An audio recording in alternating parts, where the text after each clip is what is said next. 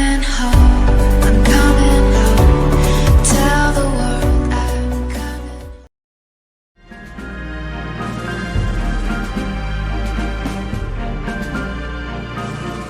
Deuteronomy. Deuteronomy 1. This book contains the speeches that Moses made while Israel was in the land of Moab, camped near the town of Suf in the desert east of the Jordan River. The town of Paran was in one direction from their camp, and the towns of Tophel, Laban, Hazeroth, and Dizahab were in the opposite direction. Earlier, Moses had defeated the Amorite king Sihon of Heshbon. Moses had also defeated King Og of Bashan, who used to live in Ashtaroth for part of the year and in Edrei for the rest of the year. Although it takes only 11 days to walk from Mount Sinai to Kadesh Barnea by way of the Mount Seir road, these speeches were not made until 40 years after Israel left Egypt. The Lord had given Moses his laws for the people of Israel. And on the first day of the 11th month, Moses began explaining those laws by saying, People of Israel, when we were in our camp at Mount Sinai, the Lord our God told us, You have stayed here long enough. Leave this place and go into the land that belongs to the Amorites and their neighbors the Canaanites. This land includes the Jordan River Valley, the hill country, the western foothills, the southern desert, the Mediterranean sea coast, the Lebanon mountains, and all the territory as far as the Euphrates River. I give you this land, just as I promised your ancestors Abraham, Isaac, and Jacob. Now you must go and take the land. Right after the Lord commanded us to leave Mount Sinai, I told you, Israel, being your leader is too big a job for one person. The Lord our God has blessed us, and so now there are as many of us as there are stars in the sky. God has even promised to bless us 1,000 times more, and I pray that He will. But I cannot take care of all your problems and settle all your arguments alone. Each tribe must choose some experienced men who are known for their wisdom and understanding, and I will make those men the official leaders of their tribes. You answered, That's a good idea.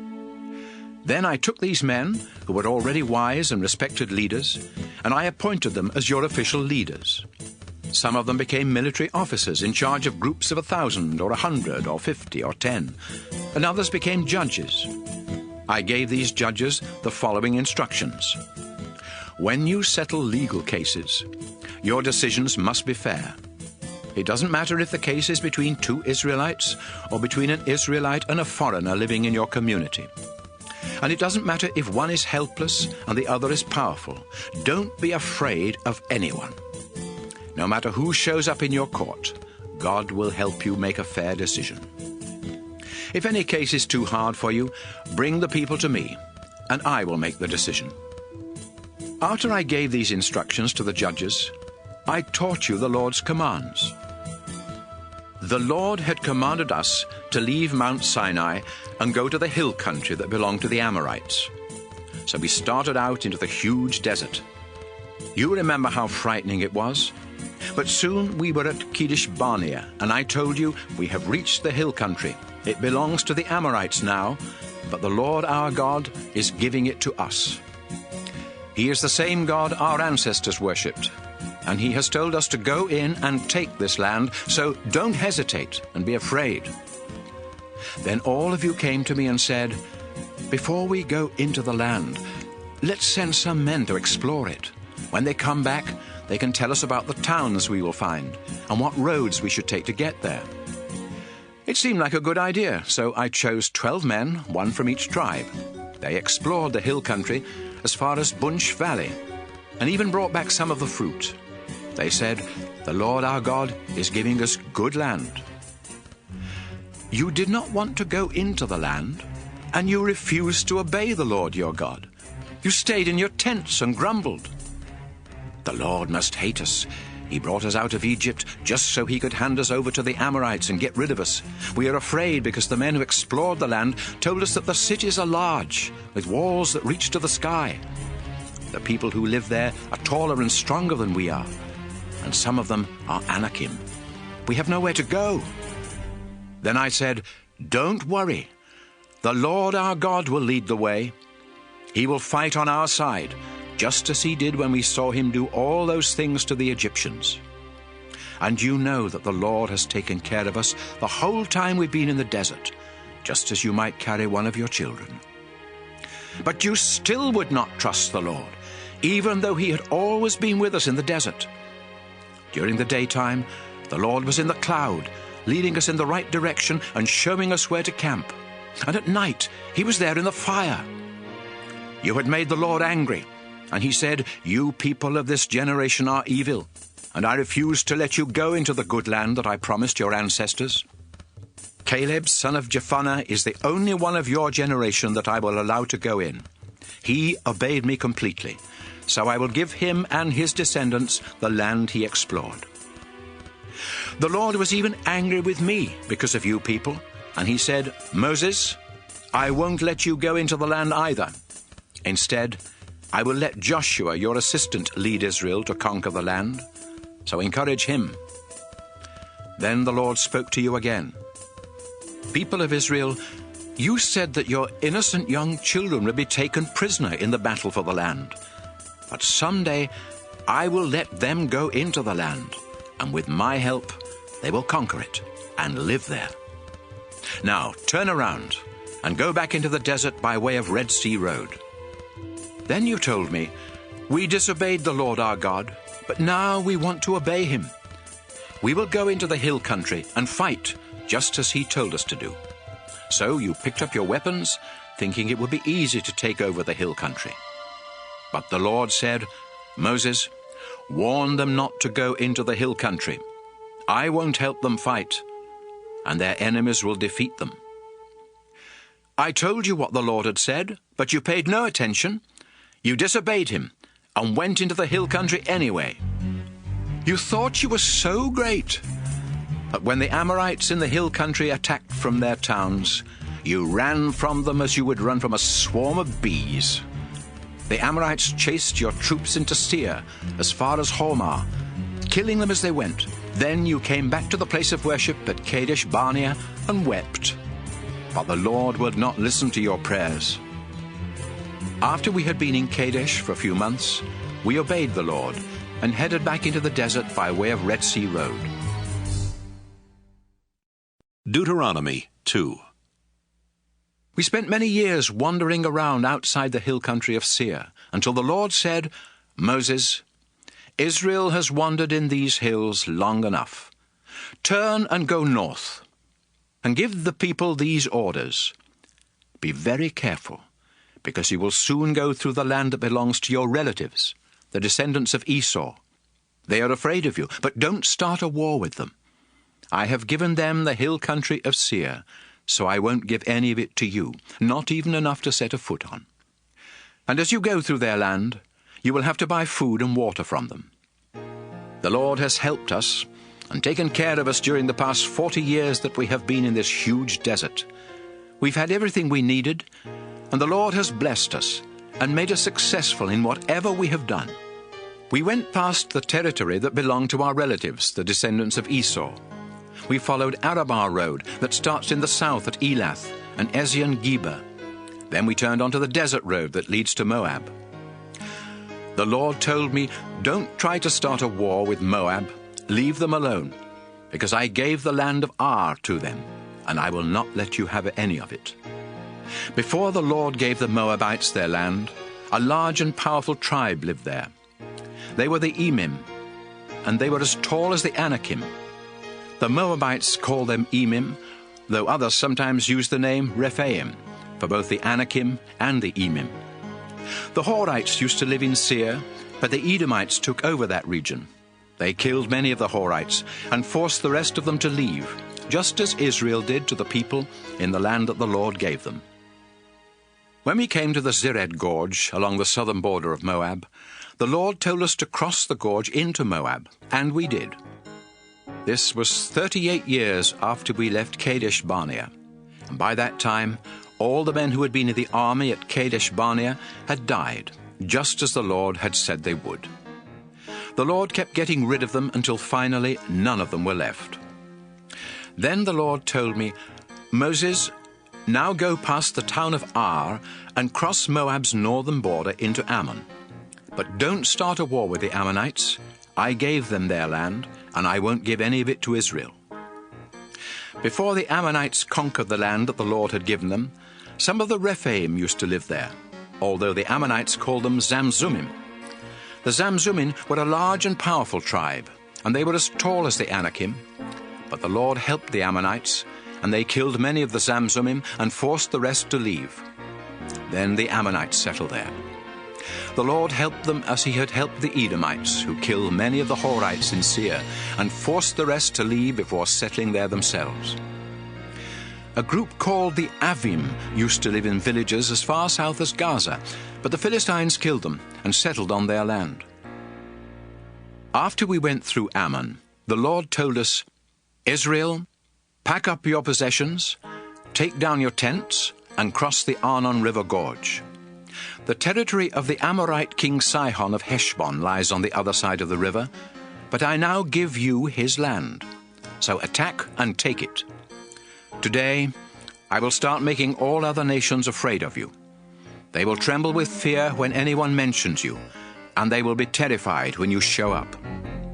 After we had crossed the Arnon and had set up camp in the Kedemoth desert, I sent messengers to King Sihon of Heshbon, telling him that his nation and ours could be at peace. I said, "Please let Israel go across your country. We will walk straight through without turning off the road. You can even sell us food and water, and we will pay with silver. We need to reach the Jordan River and cross it, because the Lord our God is giving us the land on the west side. The Edomites and Moabites have already let us cross their land. Please let us cross your land as well." But Sihon refused to let us go across his country, because the Lord made him stubborn and eager to fight us. The Lord told me, "I am going to help you defeat Sihon and take his land, so attack him." We met Sihon and his army in battle at Jahaz, and the Lord our God helped us to defeat them. We killed Sihon, his sons, and everyone else in his army. Then we captured and destroyed every town in Sihon's kingdom, killing everyone, but keeping the livestock and everything else of value. The Lord helped us capture every town from the Arnon River Gorge north to the boundary of Gilead, including the town of Aroah on the edge of the gorge, and the town in the middle of the gorge. However, we stayed away from all the Ammonite towns, both in the hill country and near the Jabbok River, just as the Lord had commanded. Deuteronomy 3. When we turned onto the road that leads to Bashan, King Og of Bashan led out his whole army to fight us at Edrei. But the Lord told me, "Moses, don't be afraid of King Og. I am going to help you defeat him and his army and take over his land. Destroy him and his people, just as you did with the Amorite king Sihon of Heshbon." The Lord our God helped us destroy Og and his army and conquer his entire kingdom of Bashan, including the Argob region. His kingdom had lots of villages and 60 towns with high walls and gates that locked with bars. We completely destroyed them all, killing everyone, but keeping the livestock and everything else of value. Sihon and Og had ruled Amorite kingdoms east of the Jordan River. Their land stretched from the Arnon River Gorge in the south to Mount Hermon in the north, and we captured it all. Mount Hermon is called Mount Sirion by the people of Sidon, and it is called Mount Sinir by the Amorites. We captured all the towns in the highlands, all of Gilead, and all of Bashan as far as Salakah and Edrei, 2 of the towns that Og had ruled. King Og was the last of the Rephaim, and his coffin is in the town of Rabbah in Ammon. It is made of hard black rock, and is 13.5 feet long and 6 feet wide. I gave some of the land and towns we captured to the tribes of Reuben and Gad. Their share started at the Arnon River Gorge in the south, took in the town of Aroah at the edge of the gorge, and went far enough north to include the southern half of the Gilead region. The northern part of their land went as far east as the upper Jabbok River Gorge, which formed their border with the Ammonites. I also gave them the eastern side of the Jordan River Valley, from Lake Galilee south to the Dead Sea, below the slopes of Mount Pisgah. I gave the northern half of Gilead and all the Bashan region to half the tribe of Manasseh. Bashan had belonged to King Og, and the Argob region in Bashan used to be called the land of the Rephaim. Jair from Manasseh tribe conquered the Argob region as far west as the kingdoms of Gesher and Maacah. The Israelites even started calling Bashan by the name Villages of Jair, and that is still its name. I gave the northern half of Gilead to the Maacah clan. At that time I told the men of Reuben, Gad, and East Manasseh, "The Lord our God told me to give you this land with its towns, and that's what I've done. Now your wives and children can stay here with your large flocks of sheep and goats and your large herds of cattle. But all of you men that can serve in our army must cross the Jordan River and help the other tribes, because they are your relatives. The Lord will let them defeat the enemy nations on the west side of the Jordan and take their land. Afterwards, you can come back here to the land I gave you." Then I told Joshua, "You saw how the Lord our God helped us destroy King Sihon and King Og, so don't be afraid. Wherever you go, the Lord will fight on your side and help you destroy your enemies." At that time, I prayed and begged, "Our Lord, it seems that you have just begun to show me your great power. No other God in the sky or on earth is able to do the mighty things that you do. The land west of the Jordan is such good land. Please let me cross the Jordan and see the hills and the Lebanon mountains." But the Lord was angry with me because of you people, and he refused to listen. "That's enough," he said. "I don't want to hear any more. Climb to the top of Mount Pisgah and look north, south, east, and west. Take a good look, but you are not going to cross the Jordan River. Joshua will lead Israel across the Jordan to take the land, so help him be strong and brave, and tell him what he must do." After this, we stayed in the valley at Beth Peor. Deuteronomy 4. Israel, listen to these laws and teachings. If you obey them, you will live, and you will go in and take the land that the Lord is giving you. He is the God your ancestors worshipped, and now he is your God. I am telling you everything he has commanded, so don't add anything or take anything away. You saw how he killed everyone who worshipped the god Baal Peor, but all of you that were faithful to the Lord your God are still alive today. No other nation has laws that are as fair as the ones the Lord my God told me to give you. If you faithfully obey them when you enter the land, you will show other nations how wise you are. In fact, everyone that hears about your laws will say, "That great nation certainly is wise." And what makes us greater than other nations? We have a God who is close to us and answers our prayers. You must be very careful not to forget the things you have seen God do for you. Keep reminding yourselves, and tell your children and grandchildren as well. Do you remember the day you stood in the Lord's presence at Mount Sinai? The Lord said, "Moses, bring the people of Israel here. I want to speak to them so they will obey me as long as they live, and so they will teach their children to obey me too." Mount Sinai was surrounded by deep, dark clouds, and fire went up to the sky.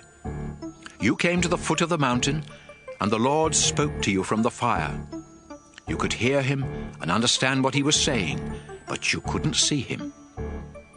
The Lord said he was making an agreement with you, and he told you that your part of the agreement is to obey the 10 Commandments. Then the Lord wrote these commandments on 2 flat stones. That's when the Lord commanded me to give you the laws and teachings you must obey in the land that you will conquer west of the Jordan River. When God spoke to you from the fire, he was invisible. So be careful not to commit the sin of worshipping idols. Don't make idols to be worshipped. whether they are shaped like men, women, animals, birds, reptiles, or fish. And when you see the sun or moon or stars, don't be tempted to bow down and worship them. The Lord put them there for all the other nations to worship. But you are the Lord's people, because he led you through fiery trials and rescued you from Egypt.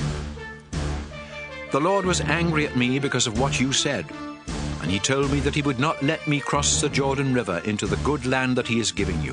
So I must stay here and die on this side of the Jordan. But you will cross the river and take the land. Always remember the agreement that the Lord your God made with you, and don't make an idol in any shape or form. The Lord will be angry if you worship other gods, and he can be like a fire destroying everything in its path. Soon you will cross the Jordan River and settle down in the land. Then in the years to come you will have children, and they will give you grandchildren. After many years you might lose your sense of right and wrong and make idols, even though the Lord your God hates them. So I am giving you fair warning today, and I call the earth and the sky as witnesses. If you ever make idols, the Lord will be angry, and you won't have long to live, because the Lord will let you be wiped out. Only a few of you will survive, and the Lord will force you to leave the land and will scatter you among the nations. There you will have to worship gods made of wood and stone, and these are nothing but idols that can't see or hear or eat or smell. In all of your troubles, you may finally decide that you want to worship only the Lord. And if you turn back to him and obey him completely, he will again be your God. The Lord your God will have mercy. He won't destroy you or desert you. The Lord will remember his promise, and he will keep the agreement he made with your ancestors. When the Lord your God brought you out of Egypt, you saw how he fought for you and showed his great power by performing terrifying miracles. You became his people, and at Mount Sinai you heard him talking to you out of fiery flames, and yet you are still alive. Has anything like this ever happened since the time God created humans? No matter where you go or who you ask, you will get the same answer. No one has ever heard of another God even trying to do such things as the Lord your God has done for you.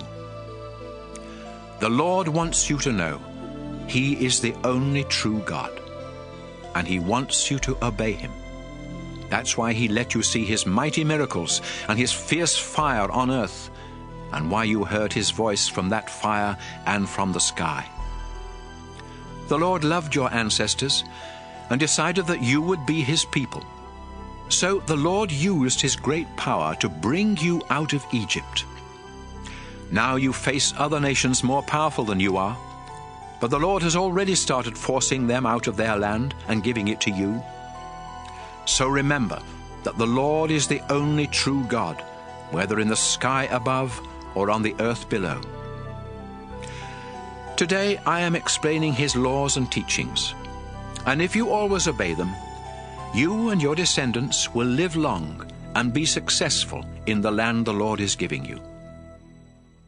Moses said, People of Israel, you must set aside the following 3 towns east of the Jordan River as safe towns: Bezer in the desert highlands, belonging to the Reuben tribe; Ramoth in Gilead, belonging to the Gad tribe; and Golan in Bashan, belonging to the Manasseh tribe. If you kill a neighbor without meaning to, and if you had not been angry with that person, you can run to one of these towns and find safety. The Israelites had come from Egypt and were camped east of the Jordan River near Beth Peor when Moses gave these laws and teachings. The land around their camp had once belonged to King Sihon of Heshbon. But Moses and the Israelites defeated him and King Og of Bashan and took their lands. These 2 Amorite kings had ruled the territory east of the Jordan River, from the town of Aroer on the edge of the Arnon River Gorge, north to Mount Hermon. Their land included the eastern side of the Jordan River Valley, as far south as the Dead Sea, below the slopes of Mount Pisgah. Deuteronomy 5. Moses called together the people of Israel and said, Today I am telling you the laws and teachings that you must follow, so listen carefully. The Lord our God made an agreement with our nation at Mount Sinai. That agreement wasn't only with our ancestors, but with us who are here today. The Lord himself spoke to you out of the fire, but you were afraid of the fire and refused to go up the mountain. So I spoke with the Lord for you. Then I told you that he had said, I am the Lord your God, the one who brought you out of Egypt where you were slaves. Do not worship any god except me. Do not make idols that look like anything in the sky or on earth or in the ocean under the earth. Don't bow down and worship idols. I am the Lord your God, and I demand all your love. If you reject me and worship idols, I will punish your families for 3 or 4 generations.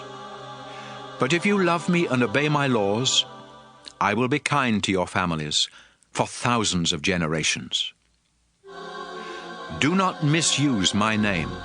I am the Lord your God, and I will punish anyone who misuses my name. Show respect for the Sabbath day. It belongs to me.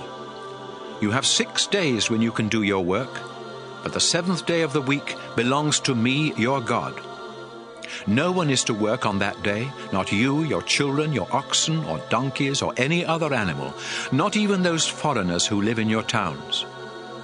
And don't make your slaves do any work. This special day of rest will remind you that I reached out my mighty arm and rescued you from slavery in Egypt.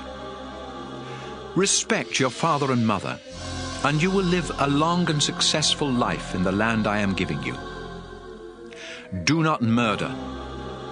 Be faithful in marriage. Do not steal. Do not tell lies about others. Do not want anything that belongs to someone else.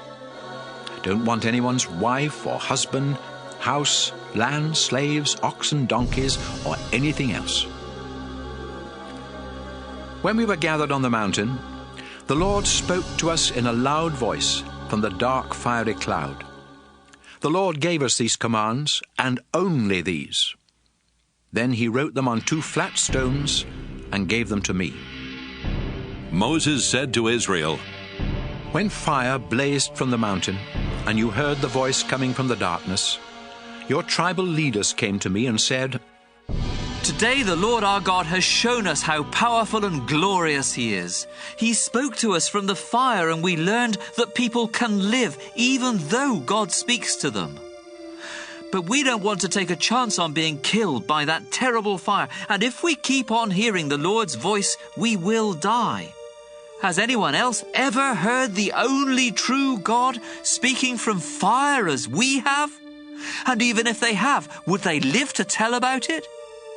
Moses, go up close and listen to the Lord. Then come back and tell us, and we will do everything he says. The Lord heard you and said, Moses, I heard what the people said to you, and I approve. I wish they would always worship me with fear and trembling, and be this willing to obey me. Then they and their children would always enjoy a successful life. Now tell them to return to their tents, but you come back here to me. After I tell you my laws and teachings, you will repeat them to the people, so they can obey these laws in the land I am giving them. Israel, you must carefully obey the Lord's commands. Follow them because they make a path that will lead to a long, successful life in the land the Lord your God is giving you. Deuteronomy 6. The Lord told me to give you these laws and teachings so you can obey them in the land he is giving you. Soon you will cross the Jordan River and take that land. And if you and your descendants want to live a long time, you must always worship the Lord and obey his laws. Pay attention, Israel.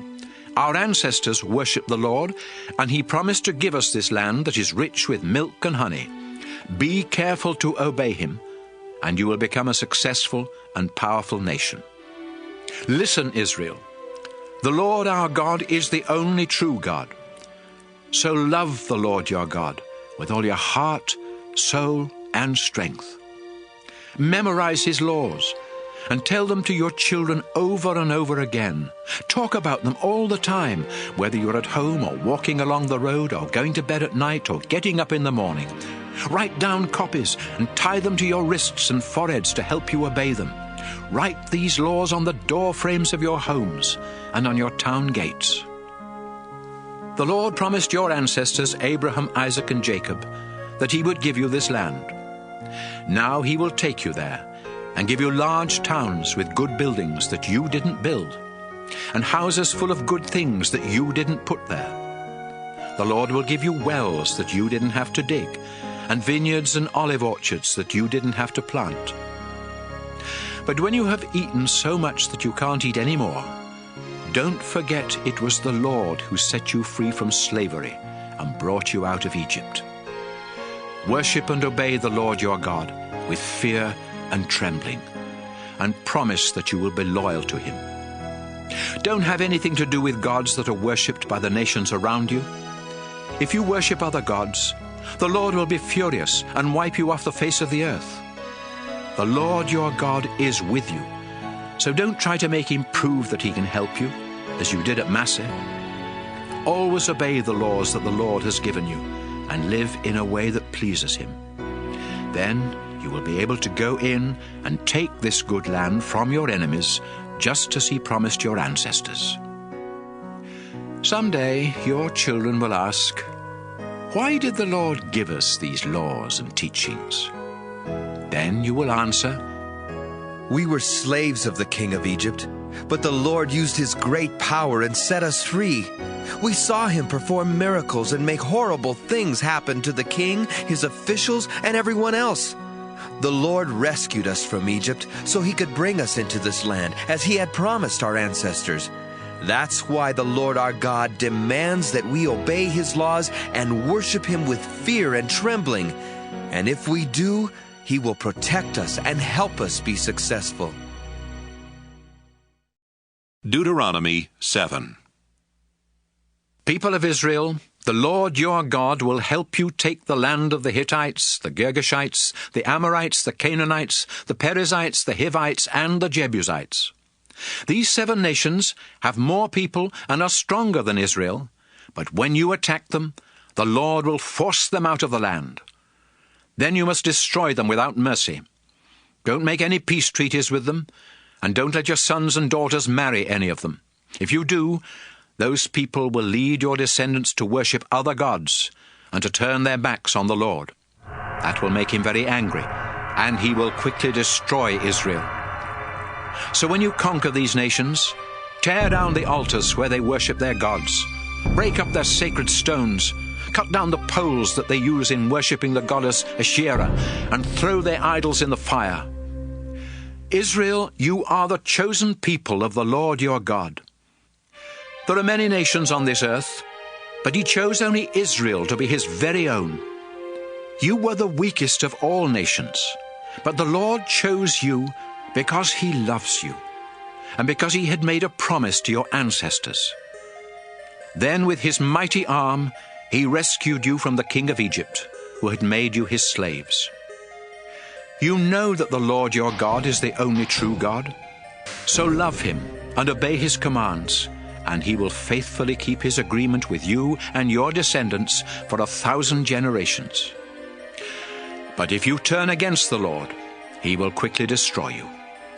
So be sure to obey his laws and teachings I am giving you today. If you completely obey these laws, the Lord your God will be loyal and keep the agreement he made with you, just as he promised our ancestors. The Lord will love you and bless you by giving you many children and plenty of food, wine, and olive oil. Your herds of cattle will have many calves, and your flocks of sheep will have many lambs. God will bless you more than any other nation. Your families will grow, and your livestock increase. You will no longer suffer with the same horrible diseases that you sometimes had in Egypt. You will be healthy, but the Lord will make your enemies suffer from those diseases. When the Lord helps you defeat your enemies, you must destroy them without pity, and don't get trapped into worshipping their gods. You may be thinking, how can we destroy these nations? They are more powerful than we are. But stop worrying. Just remember what the Lord your God did to Egypt and its king. You saw how the Lord used his tremendous power to work great miracles and bring you out of Egypt. And he will again work miracles for you when you face these enemies you fear so much.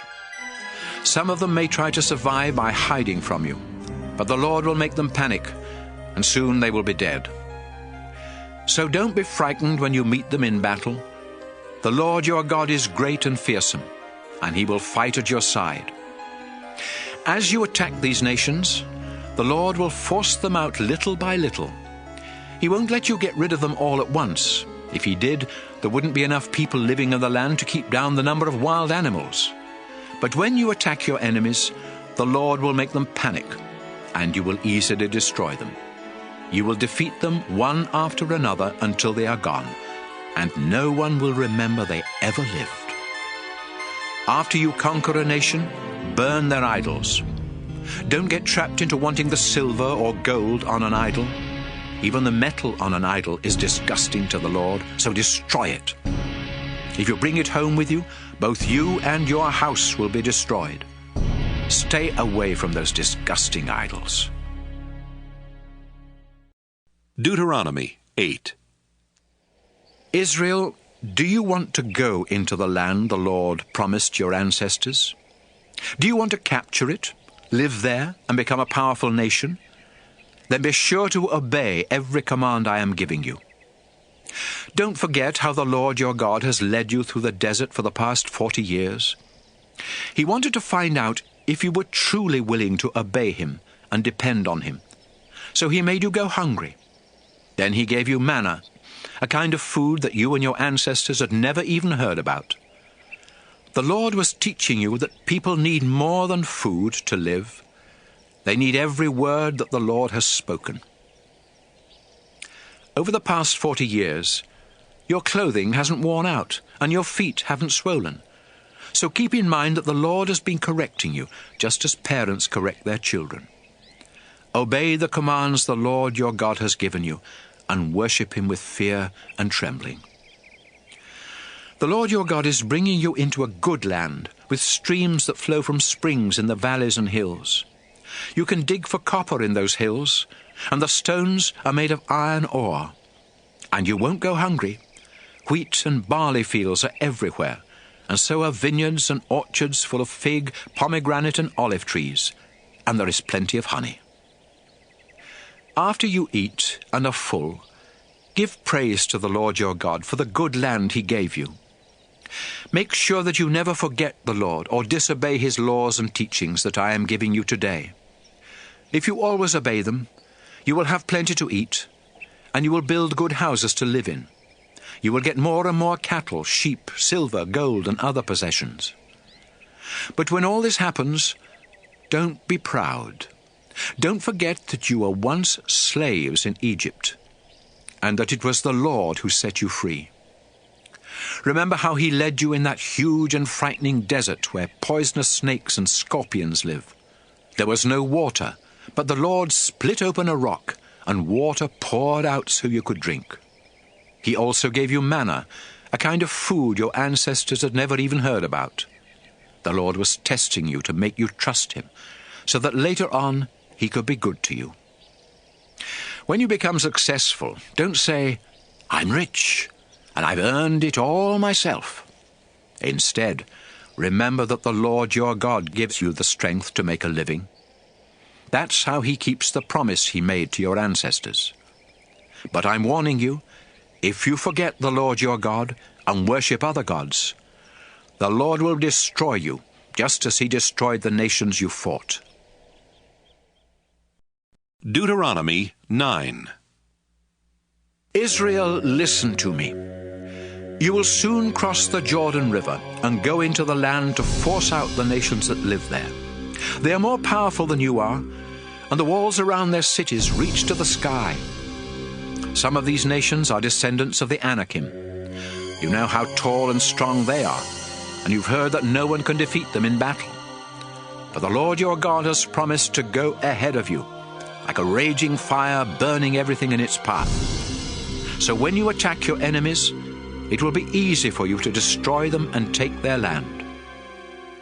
After the Lord helps you wipe out these nations and conquer their land, don't think he did it because you are such good people. You aren't good.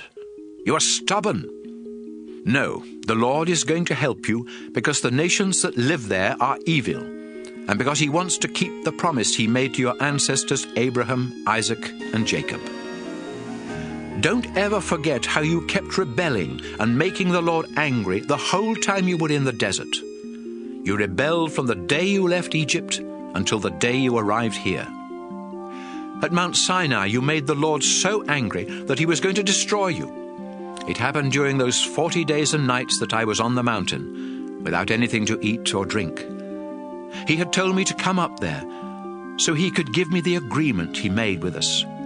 And this agreement was actually the same 10 commandments he had announced to you when he spoke from the fire on the mountain.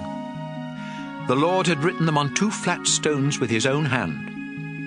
But after giving me the 2 stones, he said, "Moses, hurry down the mountain to those people you led out of Egypt. They have already disobeyed me and committed the terrible sin of making an idol.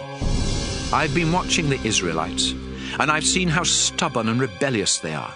So don't try to stop me. I am going to wipe them out, and no one on earth will remember they ever lived.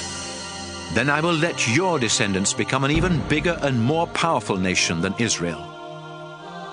Fire was raging on the mountaintop as I went back down, carrying the 2 stones with the commandments on them. I saw how quickly you had sinned and disobeyed the Lord your God. There you were, worshipping the metal idol you had made in the shape of a calf.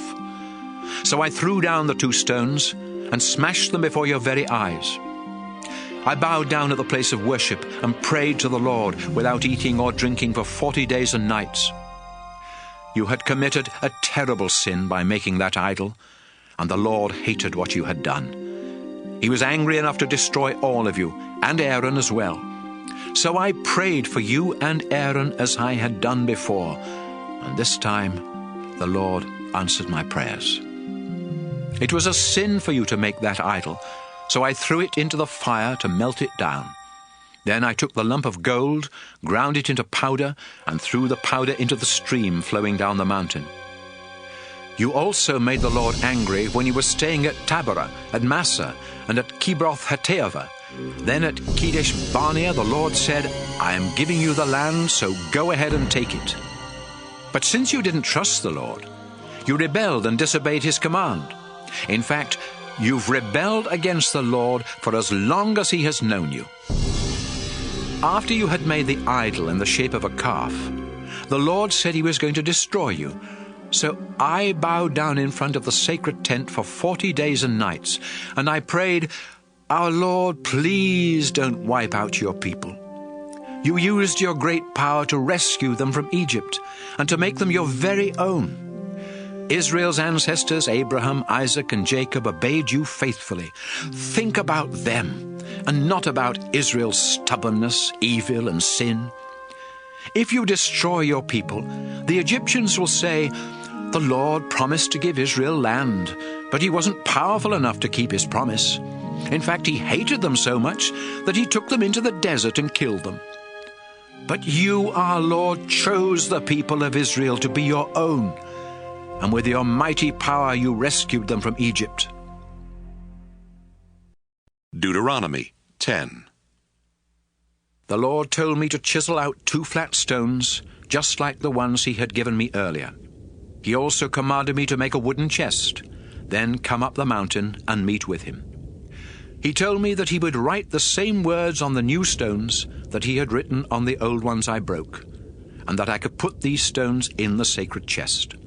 So I made a chest out of acacia wood, and I chiseled 2 flat stones like the ones I broke. Then I carried the stones up the mountain, where the Lord wrote the 10 commandments on them, just as he had done the first time. The commandments were exactly what he had announced from the fire when you were gathered at the mountain. After the Lord returned the stones to me, I took them down the mountainside and put them in the chest just as he had commanded, and they are still there. Later we set up camp at the wells belonging to the descendants of Jachin.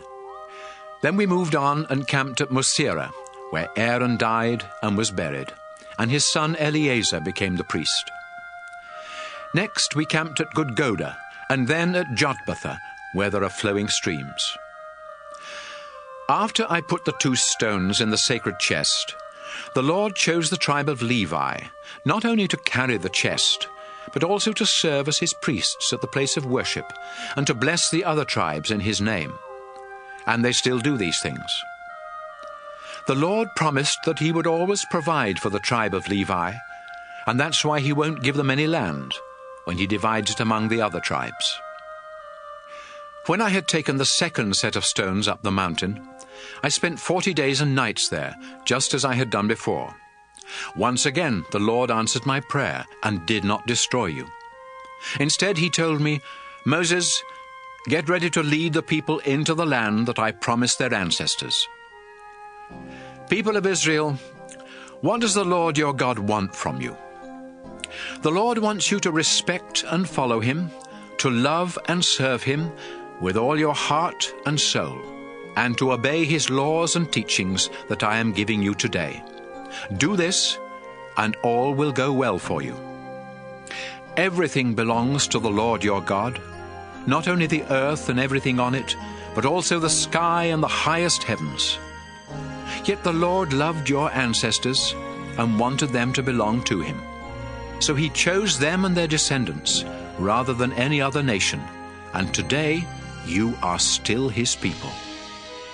Remember your agreement with the Lord, and stop being so stubborn. The Lord your God is more powerful than all other gods and lords, and his tremendous power is to be feared.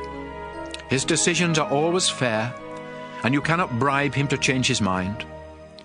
The Lord defends the rights of orphans and widows.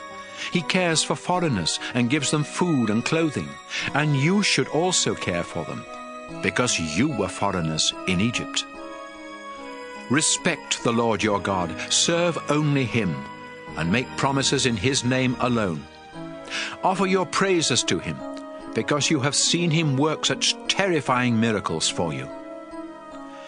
When your ancestors went to live in Egypt, there were only 70 of them. But the Lord has blessed you, and now there are more of you than there are stars in the sky. Deuteronomy 11. The Lord is your God, so you must always love him and obey his laws and teachings. Remember, he corrected you and not your children.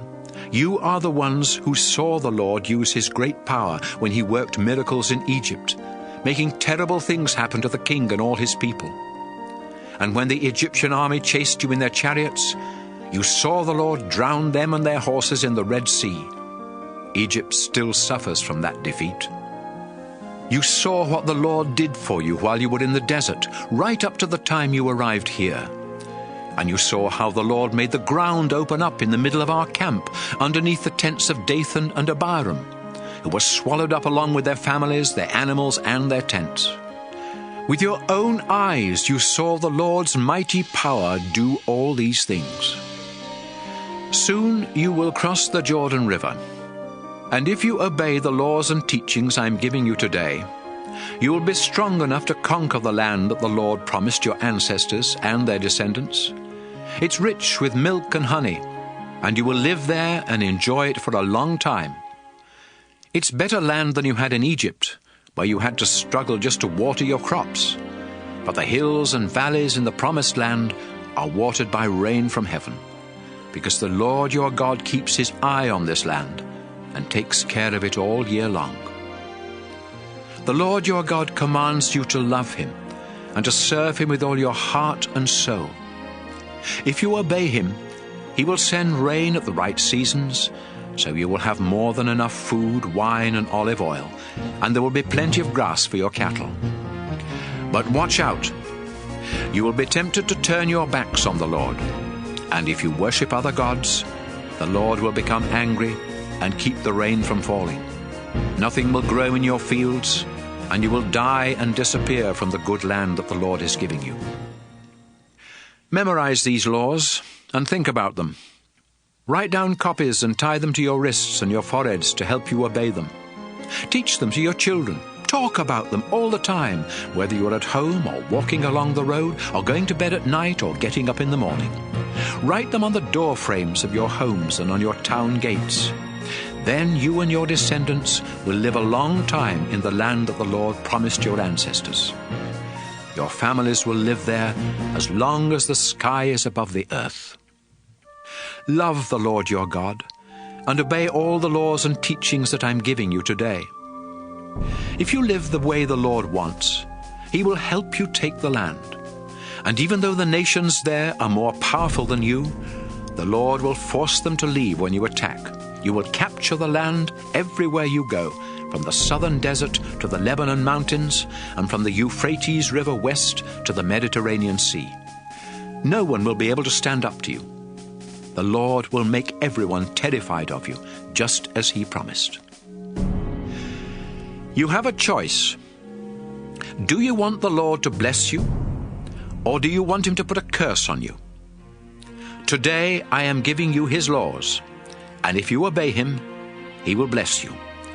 But if you disobey Him and worship those gods that have never done anything for you, the Lord will put a curse on you.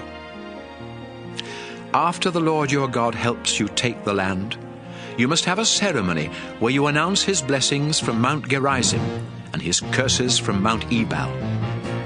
You know that these two mountains are west of the Jordan River, in land now controlled by the Canaanites living in the Jordan River Valley. The mountains are west of the road near the sacred trees of Moreh on the other side of Gilgal. Soon you will cross the Jordan River to conquer the land that the Lord your God is giving you. And when you have settled there, be careful to obey His laws and teachings that I am giving you today. Deuteronomy 12. Now I'll tell you the laws and teachings that you have to obey as long as you live. Your ancestors worshipped the Lord, and He is giving you this land. But the nations that live there worship other gods. So after you capture the land, you must completely destroy their places of worship, on mountains and hills or in the shade of large trees.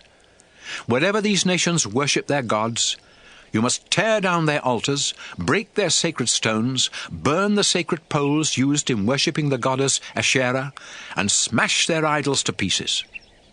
Destroy these places of worship so completely that no one will remember they were ever there. Don't worship the Lord your God in the way those nations worship their gods. Soon you will cross the Jordan, and the Lord will help you conquer your enemies and let you live in peace there in the land He has given you. But after you are settled, life will be different. You must not offer sacrifices just anywhere you want to. Instead, the Lord will choose a place somewhere in Israel where you must go to worship Him. All of your sacrifices and offerings must be taken there, including sacrifices to please the Lord, and any gift you promise or voluntarily give Him. That's where you must also take 1/10 of your grain, wine, and olive oil, as well as the firstborn of your cattle, sheep, and goats. You and your family and servants will eat your gifts and sacrifices and celebrate there at the place of worship, because the Lord your God has made you successful in everything you have done. And since Levites will not have any land of their own, you must ask some of them to come along and celebrate with you. Sometimes you may want to kill an animal for food and not as a sacrifice. If the Lord has blessed you and given you enough cows or sheep or goats, then you can butcher one of them where you live. You can eat it just like the meat from a deer or gazelle that you kill when you go hunting. And even those people who are unclean and unfit for worship can have some of the meat. But you must not eat the blood of any animal. Let the blood drain out on the ground. The Lord has promised that later on He will give Israel more land, and some of you may not be able to travel all the way from your homes to the place of worship each time you are hungry for meat, but the Lord will give you cattle, sheep, and goats, and you can butcher any of those animals at home and eat as much as you want. It is the same as eating the meat from a deer or a gazelle that you kill when you go hunting. And in this way, anyone who is unclean and unfit for worship can have some of the meat. But don't eat the blood. It is the life of the animal, so let it drain out on the ground before you eat the meat. Do you want the Lord to make you successful? Do you want your children to be successful, even after you are gone? Then do what pleases the Lord, and don't eat blood. All sacrifices and offerings to the Lord must be taken to the place where he chooses to be worshipped. If you offer a sacrifice to please the Lord, all of its meat must be burned on the altar. You can eat the meat from certain kinds of sacrifices, but you must always pour out the animal's blood on the altar.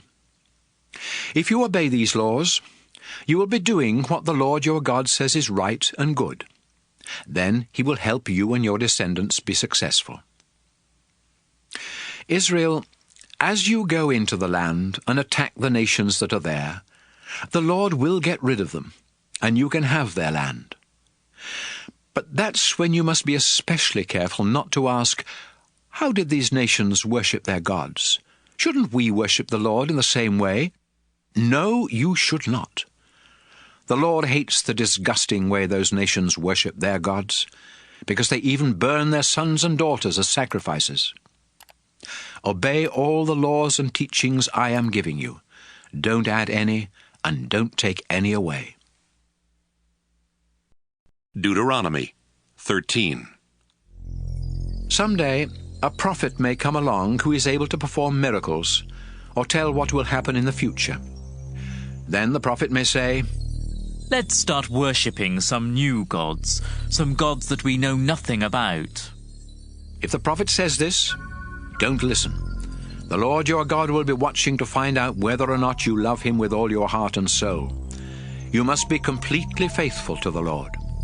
Worship and obey only the Lord, and do this with fear and trembling, because he rescued you from slavery in Egypt. If a prophet tells you to disobey the Lord your God and to stop worshipping him, then that prophet is evil and must be put to death. Someone else may say to you, Let's worship other gods.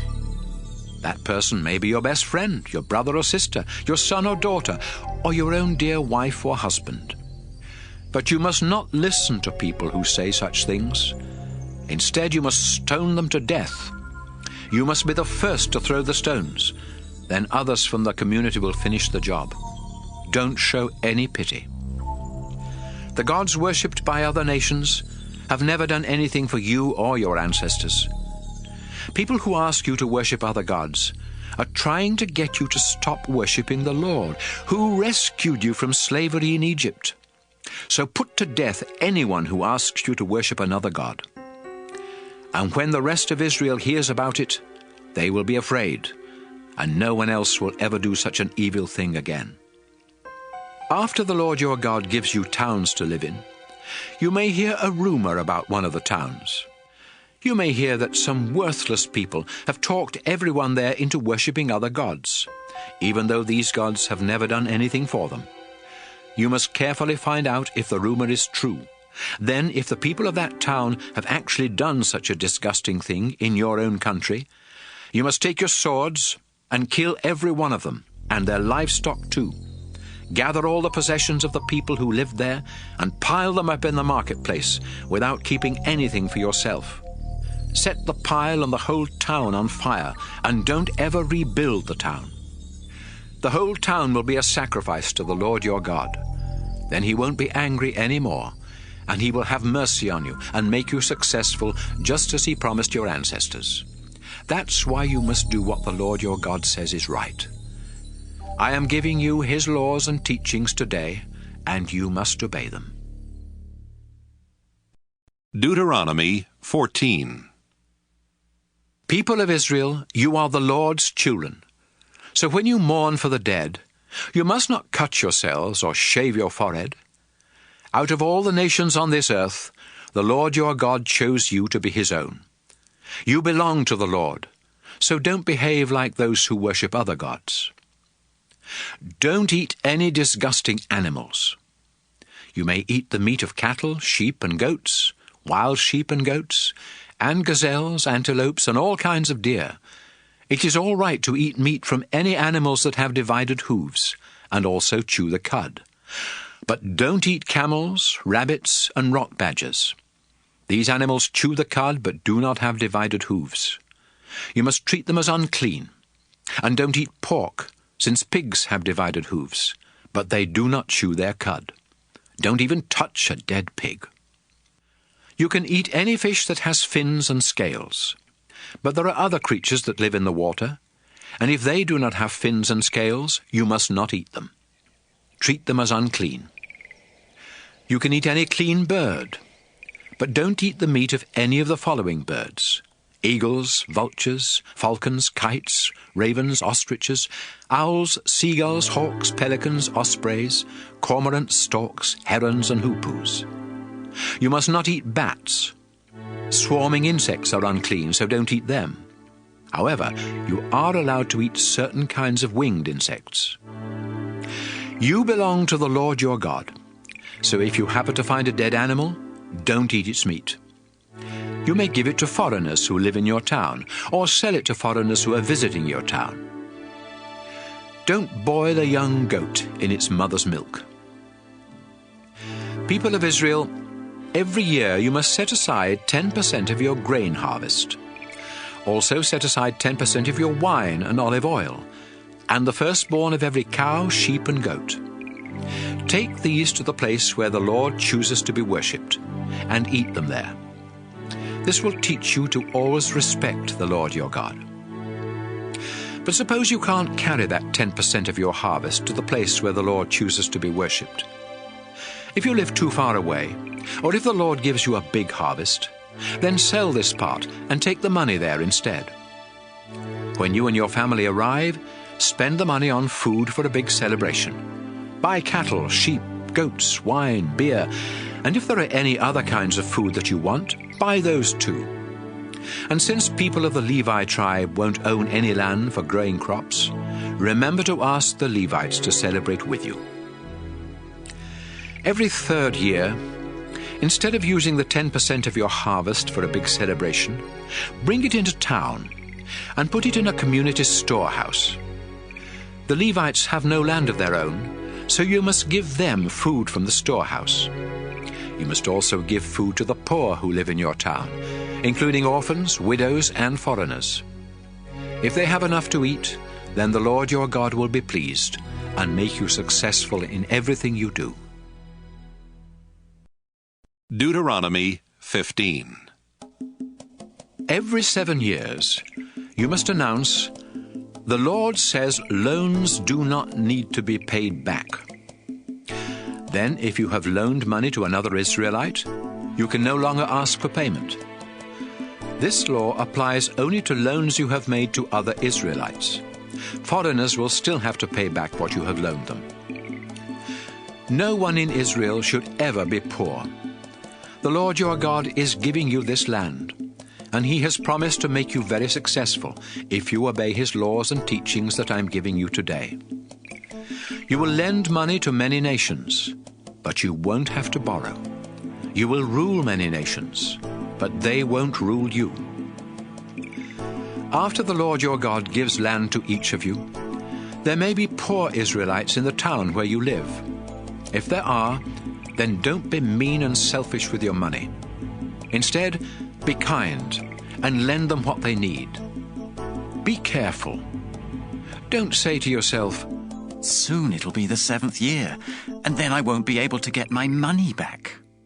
It would be horrible for you to think that way and to be so selfish that you refuse to help the poor. They are your relatives, and if you don't help them, they may ask the Lord to decide whether you have done wrong, and He will say that you are guilty.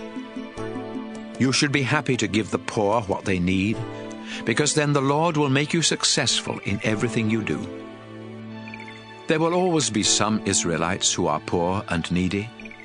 That's why I am commanding you to be generous with them. If any of you buy Israelites as slaves, you must set them free after 6 years. And don't just tell them they are free to leave. Give them sheep and goats and a good supply of grain and wine. The more the Lord has given you, the more you should give them. I am commanding you to obey the Lord as a reminder that you were slaves in Egypt before he set you free. But one of your slaves may say, I love you and your family, and I would be better off staying with you, so please don't make me leave. Take the slave to the door of your house and push a sharp metal rod through one earlobe and into the door. Such slaves will belong to you for life, whether they are men or women. Don't complain when you have to set a slave free. After all, you got 6 years of service at half the cost of hiring someone to do the work. If the firstborn animal of a cow or sheep or goat is a male, it must be given to the Lord. Don't put firstborn cattle to work or cut wool from firstborn sheep. Instead, each year you must take the firstborn of these animals to the place where the Lord your God chooses to be worshipped. You and your family will sacrifice them to the Lord and then eat them as part of a sacred meal. But if the animal is lame or blind or has something else wrong with it, you must not sacrifice it to the Lord your God. You can butcher it where you live and eat it just like the meat of a deer or gazelle that you kill while hunting. Even those people who are unclean and unfit for worship can have some. But you must never eat the blood of an animal. Let it drain out on the ground. Deuteronomy 16. People of Israel, you must celebrate Passover in the month of Abib, because one night in that month years ago, the Lord your God rescued you from Egypt. The Passover sacrifice must be a cow, a sheep, or a goat, and you must offer it at the place where the Lord chooses to be worshipped. Eat all of the meat of the Passover sacrifice that same night. But don't serve bread made with yeast at the Passover meal. Serve the same kind of thin bread that you ate when you were slaves suffering in Egypt, and when you had to leave Egypt quickly. As long as you live, this thin bread will remind you of the day you left Egypt. For 7 days following Passover, don't make any bread with yeast. In fact, there should be no yeast anywhere in Israel. Don't offer the Passover sacrifice in just any town where you happen to live. It must be offered at the place where the Lord chooses to be worshipped. Kill the sacrifice at sunset, the time of day when you left Egypt. Then cook it and eat it there at the place of worship, returning to your tents the next morning. Eat thin bread for the next 6 days. Then on the 7th day, don't do any work. Instead, come together and worship the Lord. 7 weeks after you start your grain harvest, go to the place where the Lord chooses to be worshipped and celebrate the harvest festival in honor of the Lord your God. Bring him an offering as large as you can afford, depending on how big a harvest he has given you. Be sure to take along your sons and daughters and all your servants. Also invite the poor, including Levites, foreigners, orphans, and widows. Remember that you used to be slaves in Egypt, so obey these laws. After you have finished the grain harvest and the grape harvest, take your sons and daughters and all your servants to the place where the Lord chooses to be worshipped. Celebrate the festival of shelters for 7 days. Also invite the poor, including Levites, foreigners, orphans, and widows. The Lord will give you big harvests and make you successful in everything you do. You will be completely happy, so celebrate this festival in honor of the Lord your God. Each year there are 3 festivals when all Israelite men must go to the place where the Lord chooses to be worshipped. These are the festival of thin bread, the harvest festival, and the festival of shelters. And don't forget to take along a gift for the Lord. The bigger the harvest the Lord gives you, the bigger your gift should be. After you are settled in the towns that you will receive from the Lord your God, the people in each town must appoint judges and other officers. Those of you that become judges must be completely fair when you make legal decisions, even if someone important is involved. Don't take bribes to give unfair decisions. Bribes keep people who are wise from seeing the truth and turn honest people into liars. People of Israel, if you want to enjoy a long and successful life, make sure that everyone is treated with justice in the land that the Lord is giving you. When you build the altar for offering sacrifices to the Lord your God, don't set up a sacred pole for the worship of the goddess Asherah. And don't set up a sacred stone. The Lord hates these things. Deuteronomy 17. If an ox or a sheep has something wrong with it, don't offer it as a sacrifice to the Lord your God. He will be disgusted. The Lord your God is giving you towns to live in. But later, a man or a woman in your town may start worshipping other gods, or even the sun, moon, or stars. I have warned you not to worship other gods, because whoever worships them is disobeying the Lord and breaking the agreement he made with you. So when you hear that someone in your town is committing this disgusting sin, you must carefully find out if that person really is guilty. But you will need 2 or 3 witnesses. One witness isn't enough to prove a person guilty. Get rid of those who are guilty of such evil. Take them outside your town gates and have everyone stone them to death. But the witnesses must be the first to throw stones. It may be difficult to find out the truth in some legal cases in your town. You may not be able to decide if someone was killed accidentally or murdered.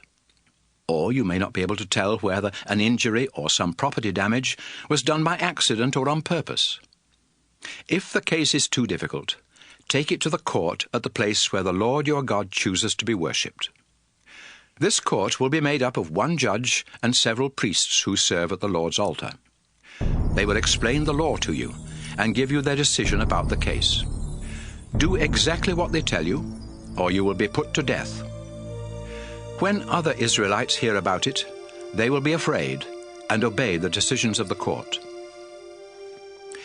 People of Israel, after you capture the land the Lord your God is giving you, and after you settle on it, you will say, "We want a king, just like the nations around us." Go ahead and appoint a king, but make sure that he is an Israelite, and that he is the one the Lord has chosen. The king should not have many horses, especially those from Egypt. The Lord has said never to go back there again. And the king must not have a lot of wives. They might tempt him to be unfaithful to the Lord. Finally, the king must not try to get huge amounts of silver and gold. The official copy of God's laws will be kept by the priests of the Levi tribe.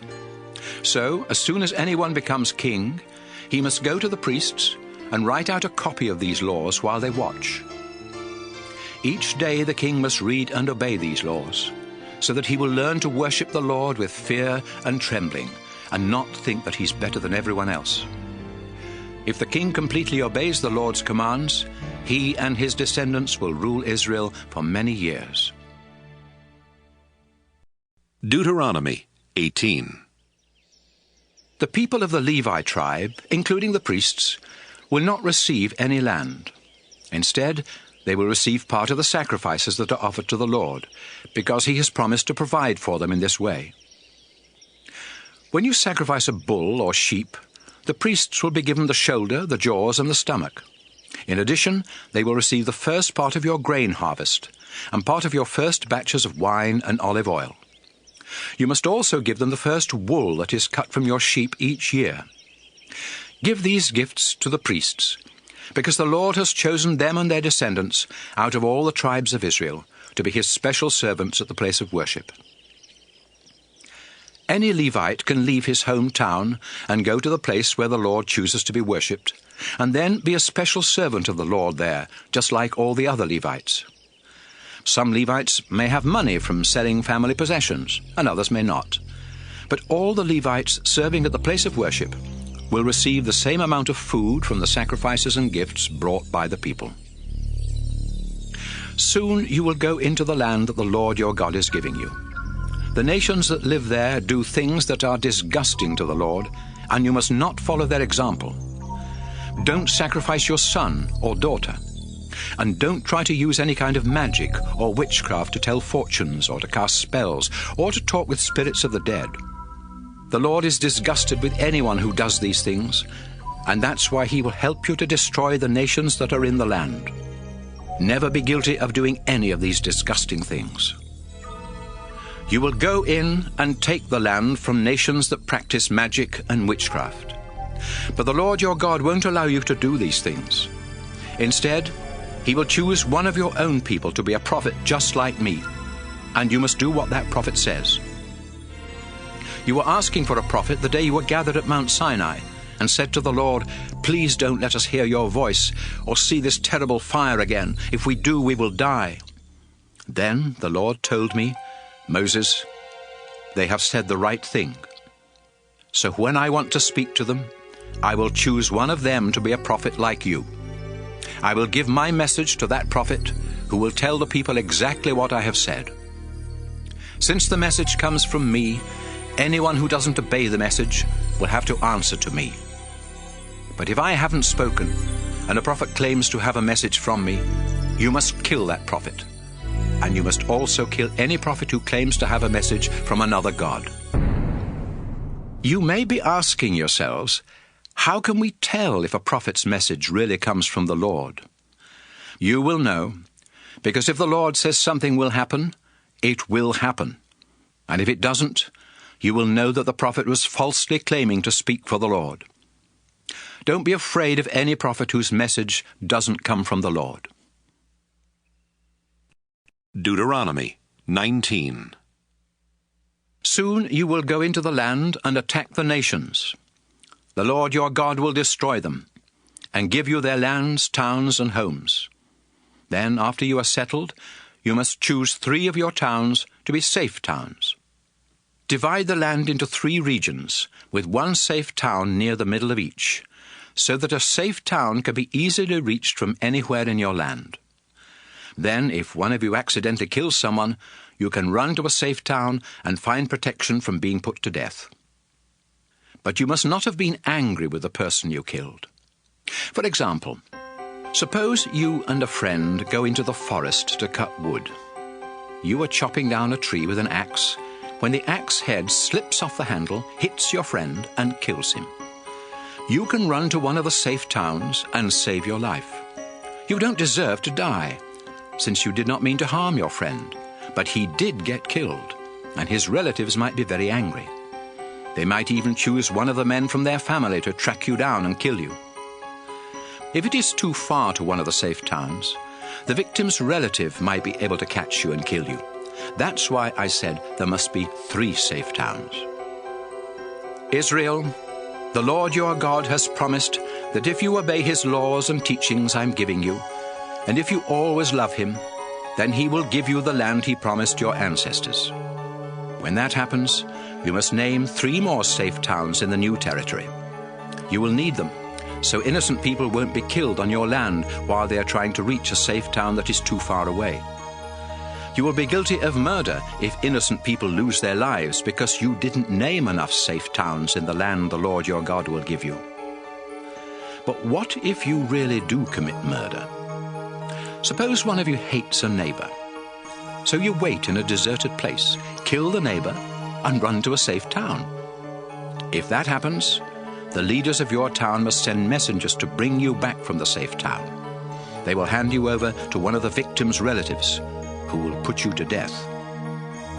Israel, for the good of the whole country, you must kill anyone who murders an innocent person. Never show mercy to a murderer. In the land the Lord is giving you, there are already stones set up to mark the property lines between fields. So don't move those stones. Before you are convicted of a crime, at least 2 witnesses must be able to testify that you did it. If you accuse someone of a crime, but seem to be lying, then both you and the accused must be taken to the court at the place where the Lord is worshipped. There the priests and judges will find out if you are lying or telling the truth. If you are lying and the accused is innocent, then you will be punished without mercy. You will receive the same punishment the accused would have received if found guilty, whether it means losing an eye, a tooth, a hand, a foot, or even your life. Israel, the crime of telling lies in court must be punished.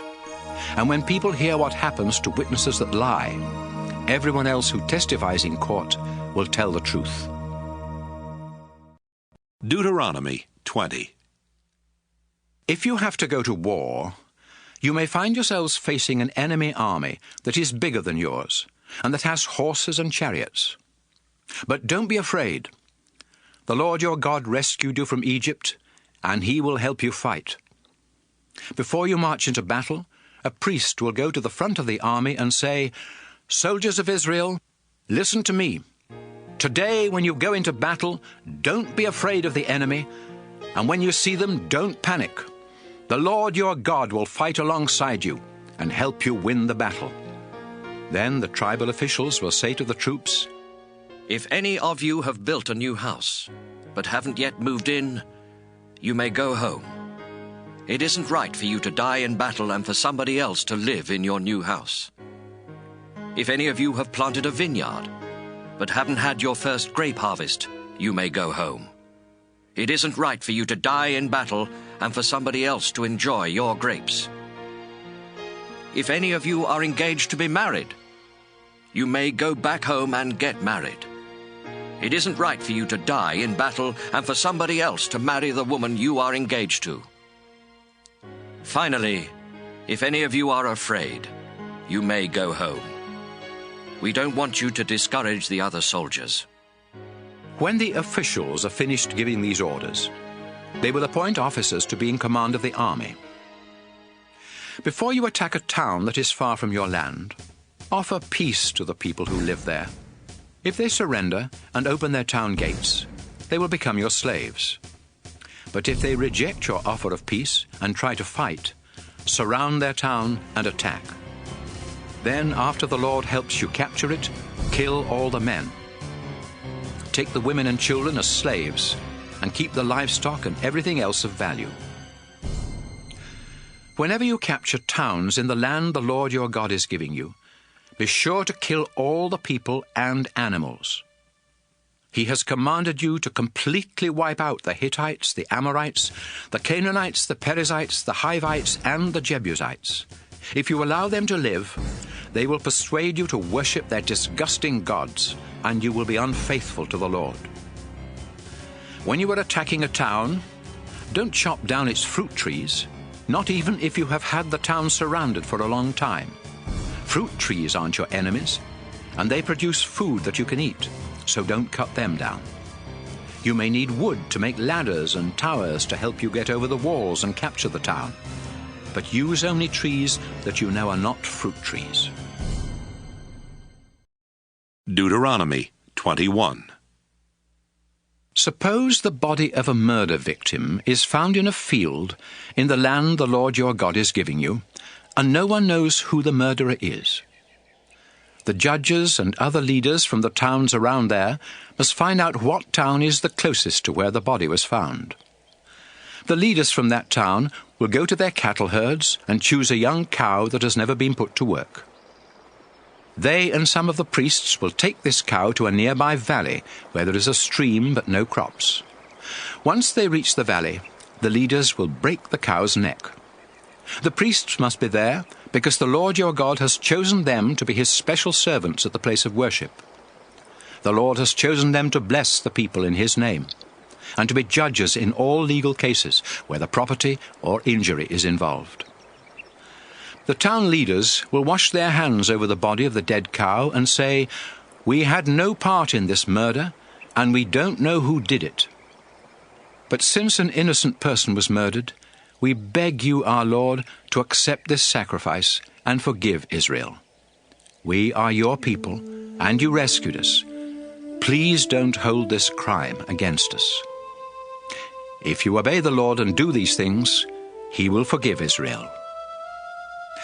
From time to time, you men will serve as soldiers and go off to war.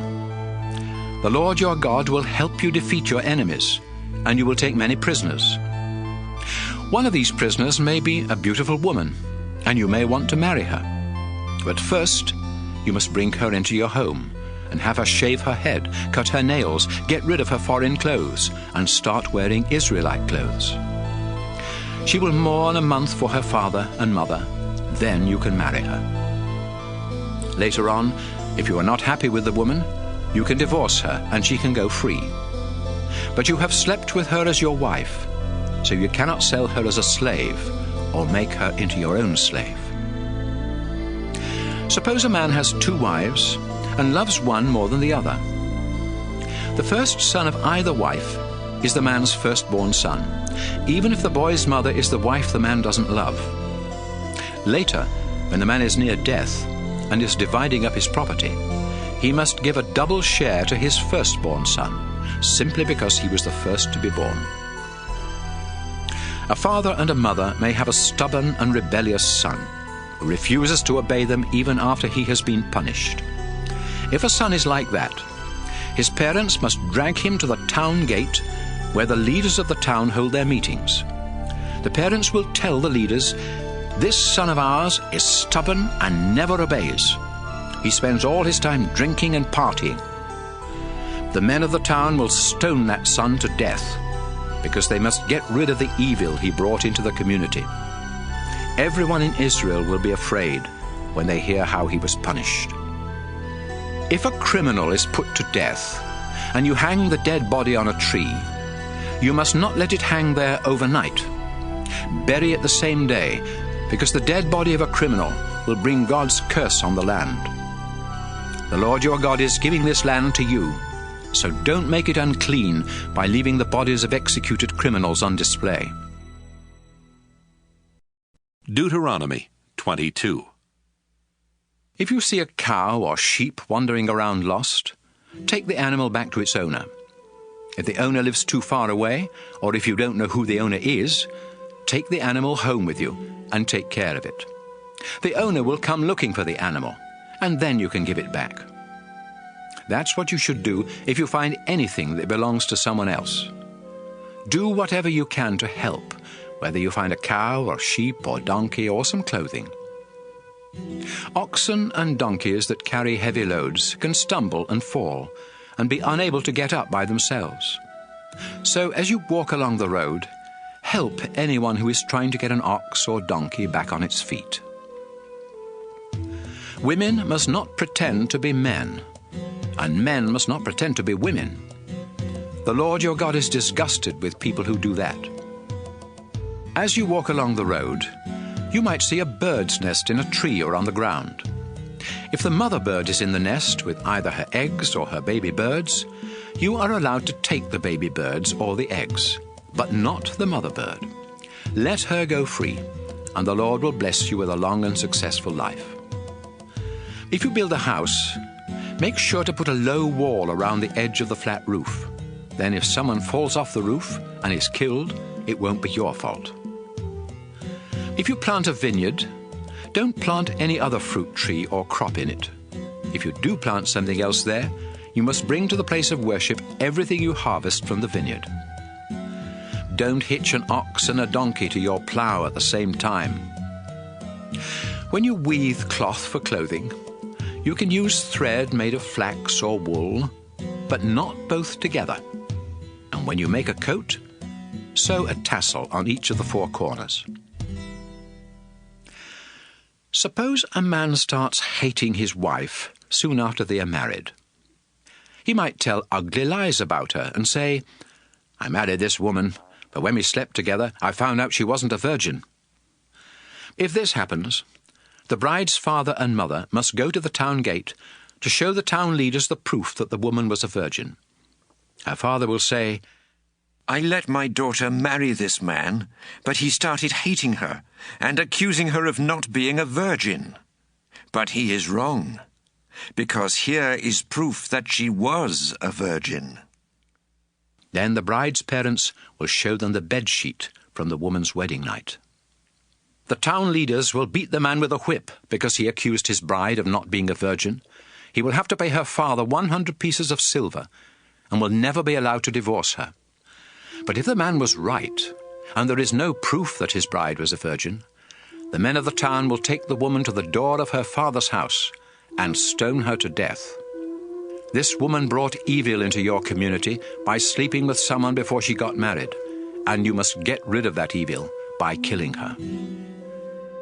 People of Israel, if a man is caught having sex with someone else's wife, you must put them both to death. That way you will get rid of the evil they have done in Israel.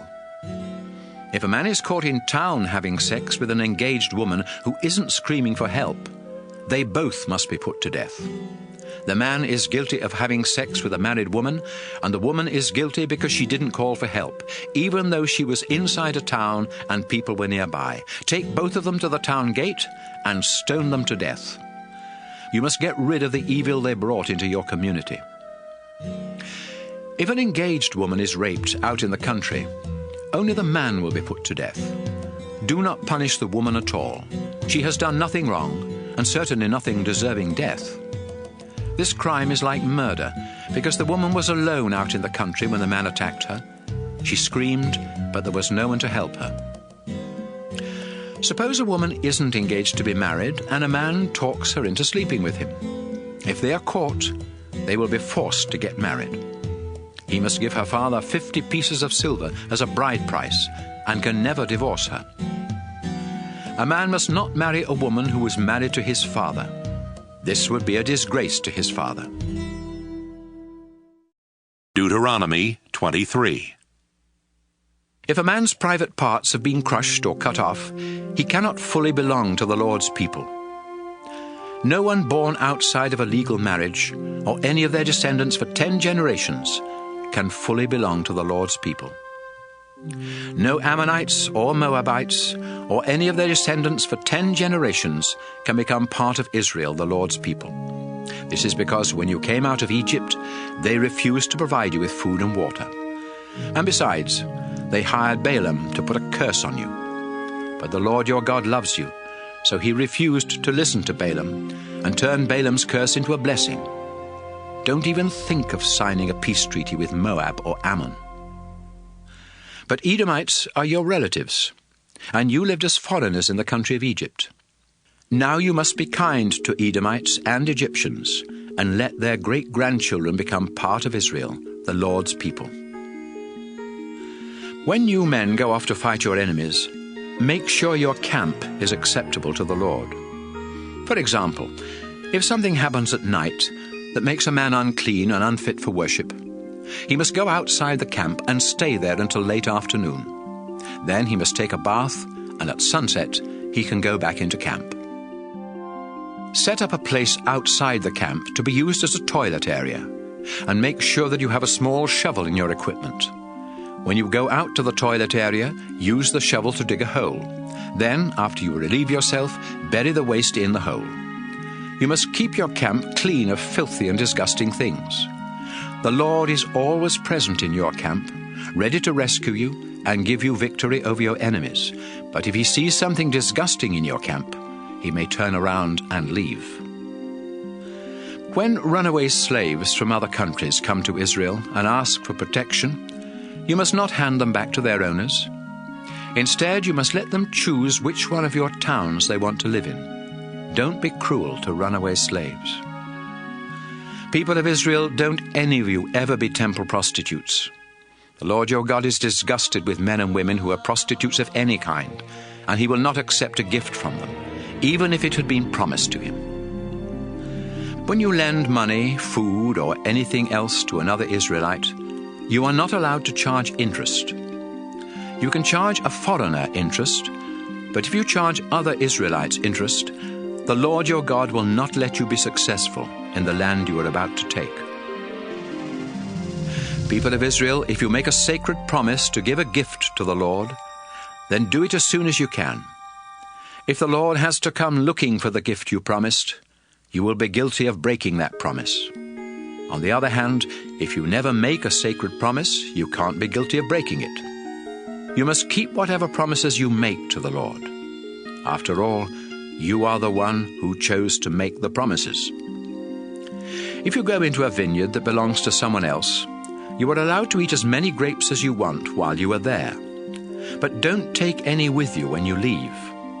In the same way, if you are in a grain field that belongs to someone else, you can pick heads of grain and eat the kernels, but don't cut down the stalks of grain and take them with you. Deuteronomy 24. Suppose a woman was divorced by her first husband because he found something disgraceful about her. He wrote out divorce papers, gave them to her, and sent her away. Later she married another man, who then either divorced her in the same way or died. Since she has slept with her second husband, she cannot marry her first husband again. Their marriage would pollute the land that the Lord your God is giving you, and he would be disgusted. If a man and a woman have been married less than 1 year, he must not be sent off to war or sent away to do forced labor. He must be allowed to stay home for a year and be happy with his wife.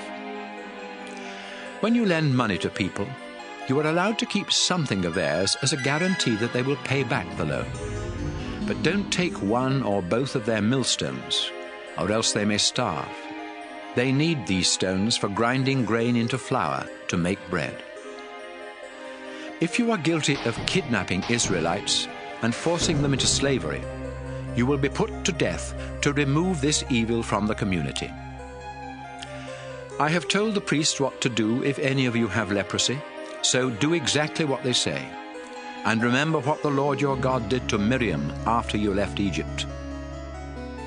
When you lend money to people, you are allowed to keep something of theirs as a guarantee that the money will be paid back. But you must not go into their house to get it. Wait outside, and they will bring out the item you have agreed on. Suppose someone is so poor that a coat is the only thing that can be offered as a guarantee on a loan. Don't keep the coat overnight. Instead, give it back before sunset, so the owner can keep warm and sleep and ask the Lord to bless you. Then the Lord your God will notice that you have done the right thing. If you hire poor people to work for you, don't hold back their pay, whether they are Israelites or foreigners who live in your town. Pay them their wages at the end of each day, because they live in poverty and need the money to survive. If you don't pay them on time, they will complain about you to the Lord, and he will punish you. Parents must not be put to death for crimes committed by their children, and children must not be put to death for crimes committed by their parents. Don't put anyone to death for someone else's crime. Make sure that orphans and foreigners are treated fairly. And if you lend money to a widow and want to keep something of hers to guarantee that she will pay you back, don't take any of her clothes. You were slaves in Egypt until the Lord your God rescued you. That's why I am giving you these laws. If you forget to bring in a stack of harvested grain, don't go back into the field to get it. Leave it for the poor, including foreigners, orphans, and widows, and the Lord will make you successful in everything you do. When you harvest your olives, don't try to get them all for yourself, but leave some for the poor. And when you pick your grapes, go over the vines only once. Then let the poor have what is left. You lived in poverty as slaves in Egypt until the Lord your God rescued you. That's why I am giving you these laws. Deuteronomy 25. Suppose you and someone else each accuse the other of doing something wrong, and you go to court where the judges decide you are guilty. If your punishment is to be beaten with a whip, one of the judges will order you to lie down, and you will receive the number of lashes you deserve. 40 lashes is the most that you can be given, because more than that might make other Israelites think you are worthless. Don't muzzle an ox while it is threshing grain. Suppose two brothers are living on the same property, when one of them dies without having a son to carry on his name. If this happens, his widow must not marry anyone outside the family. Instead, she must marry her late husband's brother, and their first son will be the legal son of the dead man. But suppose the brother refuses to marry the widow. She must go to a meeting of the town leaders at the town gate and say, "My husband died without having a son to carry on his name, and my husband's brother refuses to marry me so I can have a son." The leaders will call the living brother to the town gate and try to persuade him to marry the widow. But if he doesn't change his mind and marry her, she must go over to him while the town leaders watch, she will pull off one of his sandals and spit in his face, while saying, That's what happens to a man who won't help provide descendants for his dead brother. From then on, that man's family will be known as the family of the man whose sandal was pulled off. If two men are fighting, and the wife of one man tries to rescue her husband by grabbing the other man's private parts, you must cut off her hand. Don't have any mercy. Don't try to cheat people by having two sets of weights or measures, one to get more when you are buying, and the other to give less when you are selling. If you weigh and measure things honestly, the Lord your God will let you enjoy a long life in the land he is giving you. But the Lord is disgusted with anyone who cheats or is dishonest. People of Israel, do you remember what the Amalekites did to you after you came out of Egypt? You were tired, and they followed along behind, attacking those who could not keep up with the others. This showed that the Amalekites have no respect for God. The Lord your God will help you capture the land, and he will give you peace. But when that day comes, you must wipe out Amalek so completely that no one will remember they ever lived. Deuteronomy 26. The Lord is giving you the land, and soon you will conquer it, settle down, and plant crops. And when you begin harvesting each of your crops, the very first things you pick must be put in a basket. Take them to the place where the Lord your God chooses to be worshipped, and tell the priest, Long ago the Lord our God promised our ancestors that he would give us this land, and today I thank him for keeping his promise and giving me a share of the land. The priest will take the basket and set it in front of the Lord's altar. Then, standing there in front of the place of worship, you must pray, My ancestor was homeless, an Aramean who went to live in Egypt. There were only a few in his family then, but they became great and powerful, a nation of many people. The Egyptians were cruel and had no pity on us. They mistreated our people and forced us into slavery. We called out for help to you, the Lord God of our ancestors. You heard our cries. You knew we were in trouble and abused. Then you terrified the Egyptians with your mighty miracles and rescued us from Egypt. You brought us here and gave us this land rich with milk and honey. Now, Lord, I bring to you the best of the crops that you have given me. After you say these things, place the basket in front of the Lord's altar and bow down to worship him.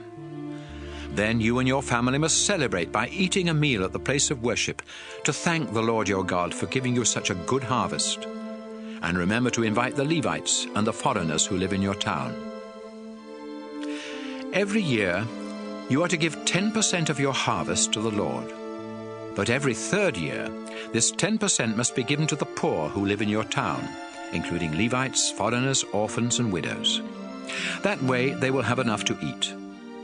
Then you must pray, Our Lord and our God, you have said that 10% of my harvest is sacred. I have obeyed your command and given this to the poor, including the Levites, foreigners, orphans, and widows.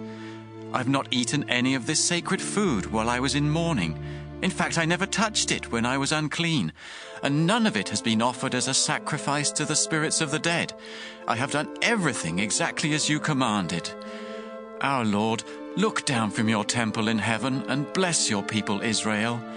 You promised our ancestors that you would give us this land rich with milk and honey, and you have kept your promise. Today, the Lord your God has commanded you to obey these laws and teachings with all your heart and soul.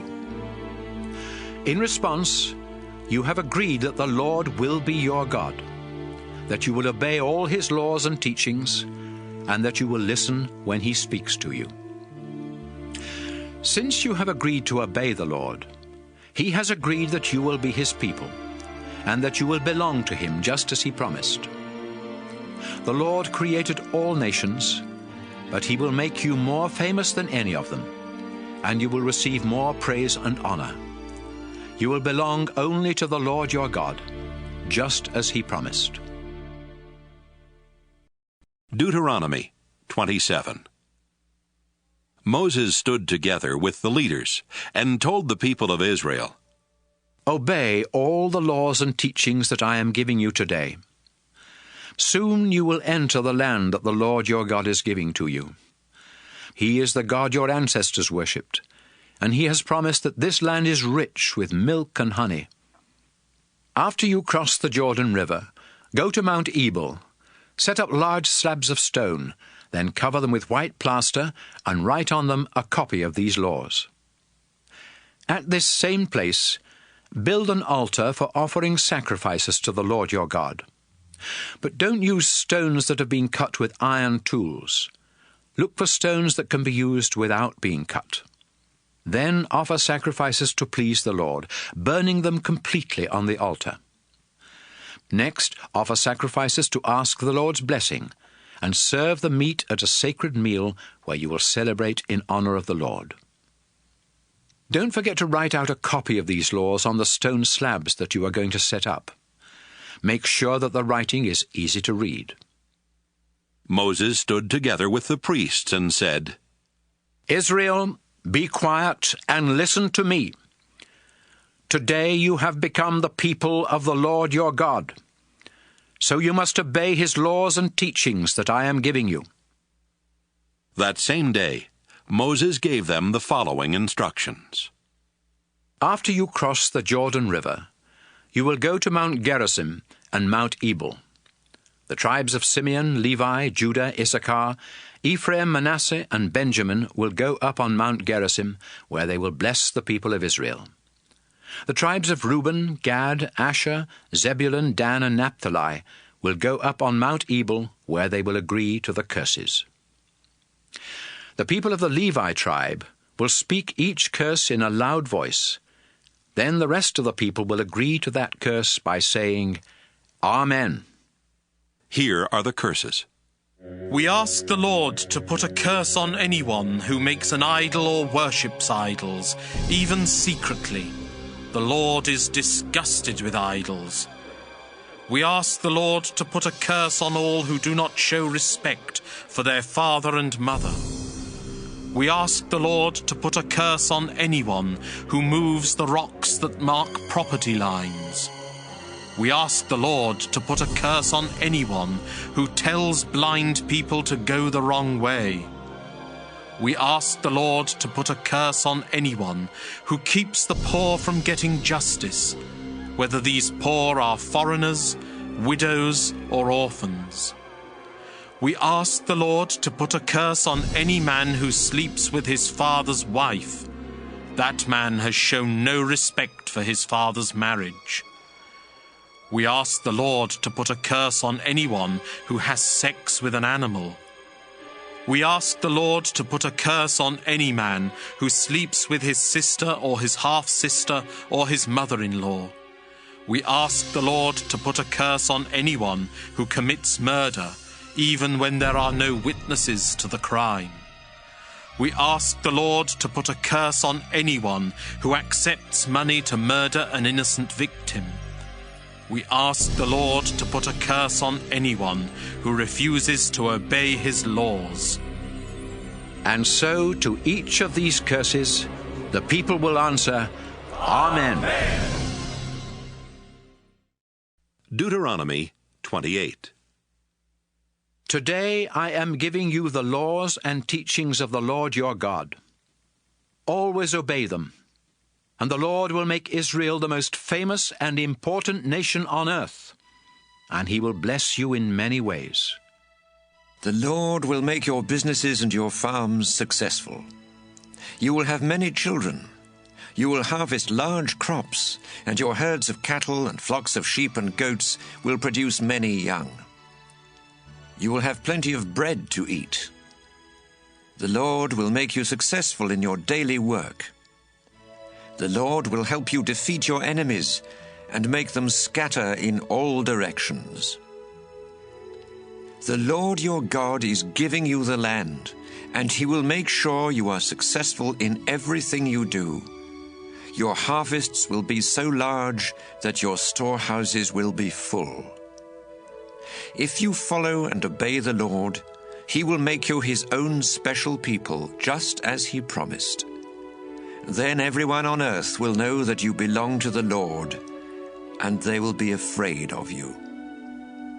The Lord will give you a lot of children, and make sure that your animals give birth to many young. The Lord promised your ancestors that this land would be yours, and he will make it produce large crops for you. The Lord will open the storehouses of the skies, where he keeps the rain, and he will send rain on your land at just the right times. He will make you successful in everything you do. You will have plenty of money to lend to other nations, but you won't need to borrow any yourself. Obey the laws and teachings that I'm giving you today, and the Lord your God will make Israel a leader among the nations and not a follower. Israel will be wealthy and powerful, not poor and weak. But you must not reject any of his laws and teachings or worship other gods. Israel, today I am giving you the laws and teachings of the Lord your God. And if you don't obey them all, he will put many curses on you. Your businesses and farms will fail. You won't have enough bread to eat. You'll have only a few children. Your crops will be small, and your herds of cattle and flocks of sheep and goats won't produce many young. The Lord will make you fail in everything you do. No matter what you try to accomplish, the Lord will confuse you, and you will feel his anger. You won't last long, and you may even meet with disaster, all because you rejected the Lord. The Lord will send terrible diseases to attack you, and you will never be well again. You will suffer with burning fever and swelling and pain until you die somewhere in the land that you captured. The Lord will make the sky overhead seem like a bronze roof that keeps out the rain, and the ground under your feet will become as hard as iron. Your crops will be scorched by the hot east wind or ruined by mildew. He will send dust and sandstorms instead of rain, and you will be wiped out. The Lord will let you be defeated by your enemies, and you will scatter in all directions. You will be a horrible sight for the other nations to see, and no one will disturb the birds and wild animals while they eat your dead bodies. The Lord will make you suffer with diseases that will cause oozing sores or crusty, itchy patches on your skin, or boils like the ones that are common in Egypt. And there will be no cure for you. You will become insane and go blind.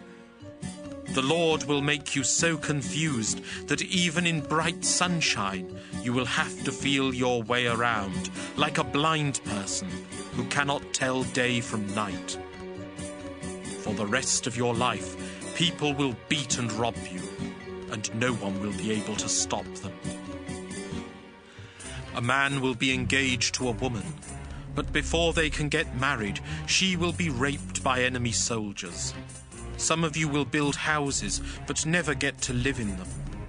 If you plant a vineyard, you won't be around long enough to enjoy the first harvest.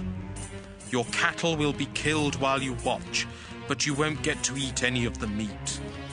Your donkeys and sheep will be stolen from you, and no one will be around to force your enemies to give them back. Your sons and daughters will be dragged off to a foreign country, while you stand there helpless.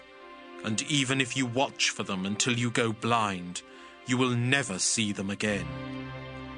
You will work hard on your farms, but everything you harvest will be eaten by foreigners, who will mistreat you and abuse you for the rest of your life. What you see will be so horrible that you will go insane, and the Lord will punish you from head to toe with boils that never heal. the Lord will let you and your king be taken captive to a country that you and your ancestors have never heard of, and there you will have to worship idols made of wood and stone. People of nearby countries will shudder when they see your terrible troubles, but they will still make fun of you. You will plant a lot of seed, but gather a small harvest, because the locusts will eat your crops. You will plant vineyards and work hard at taking care of them, but you won't gather any grapes, much less get any wine, and the vines themselves will be eaten by worms. Even if your olive trees grow everywhere in your country, the olives will fall off before they are ready, and there won't be enough olive oil for combing your hair. Even your infant sons and daughters will be taken as prisoners of war. Locusts will eat your crops and strip your trees of leaves and fruit. Foreigners in your towns will become wealthy and powerful, while you become poor and powerless. You will be so short of money that you will have to borrow from those foreigners. They will be the leaders in the community, and you will be the followers. Israel, if you don't obey the laws and teachings that the Lord your God is giving you, he will send these curses to chase, attack, and destroy you. Then everyone will look at you and your descendants and realize that the Lord has placed you under a curse. If the Lord makes you wealthy, but you don't joyfully worship and honor him, he will send enemies to attack you and make you their slaves. Then you will live in poverty with nothing to eat, drink, or wear, and your owners will work you to death. Foreigners who speak a strange language will be sent to attack you without warning, just like an eagle swooping down. They won't show any mercy, and they will have no respect for old people or pity for children. They will take your cattle, sheep, goats, grain, wine, and olive oil, then leave you to starve. All over the land that the Lord your God gave you, the enemy army will surround your towns. You may feel safe inside your town walls, but the enemy will tear them down while you wait in horror. Finally, you will get so hungry that you will eat the sons and daughters that the Lord gave you. Because of hunger, a man who had been gentle and kind will eat his own children and refuse to share the meal with his brother or wife or with his other children. A woman may have grown up in such luxury that she never had to put a foot on the ground, but times will be so bad that she will secretly eat both her newborn baby and the afterbirth without sharing any with her husband or her other children.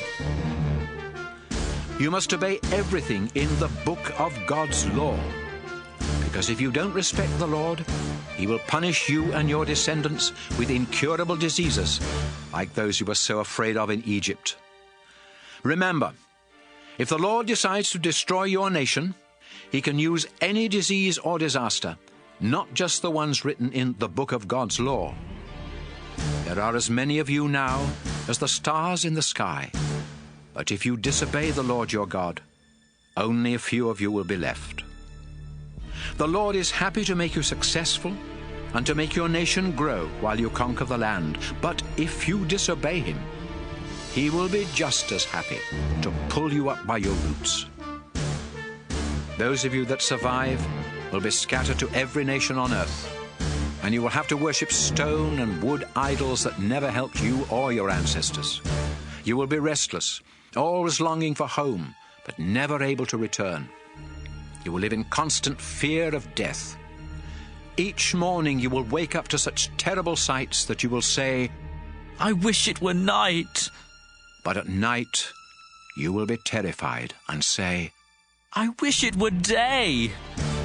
I told you never to go back to Egypt, but now the Lord himself will load you on ships and send you back. Then you will even try to sell yourselves as slaves, but no one will be interested. Deuteronomy 29. So Moses finished telling the Israelites what they had to do in order to keep the agreement the Lord was making with them in Moab, which was in addition to the one the Lord had made with them at Mount Sinai. Moses called the nation of Israel together and told them, When you were in Egypt, you saw the Lord perform great miracles that caused trouble for the king, his officials, and everyone else in the country. He has even told you, for 40 years I, the Lord, led you through the desert, but your clothes and your sandals didn't wear out, and I gave you special food. I did these things so you would realize that I am your God. But the Lord must give you a change of heart before you truly understand what you have seen and heard.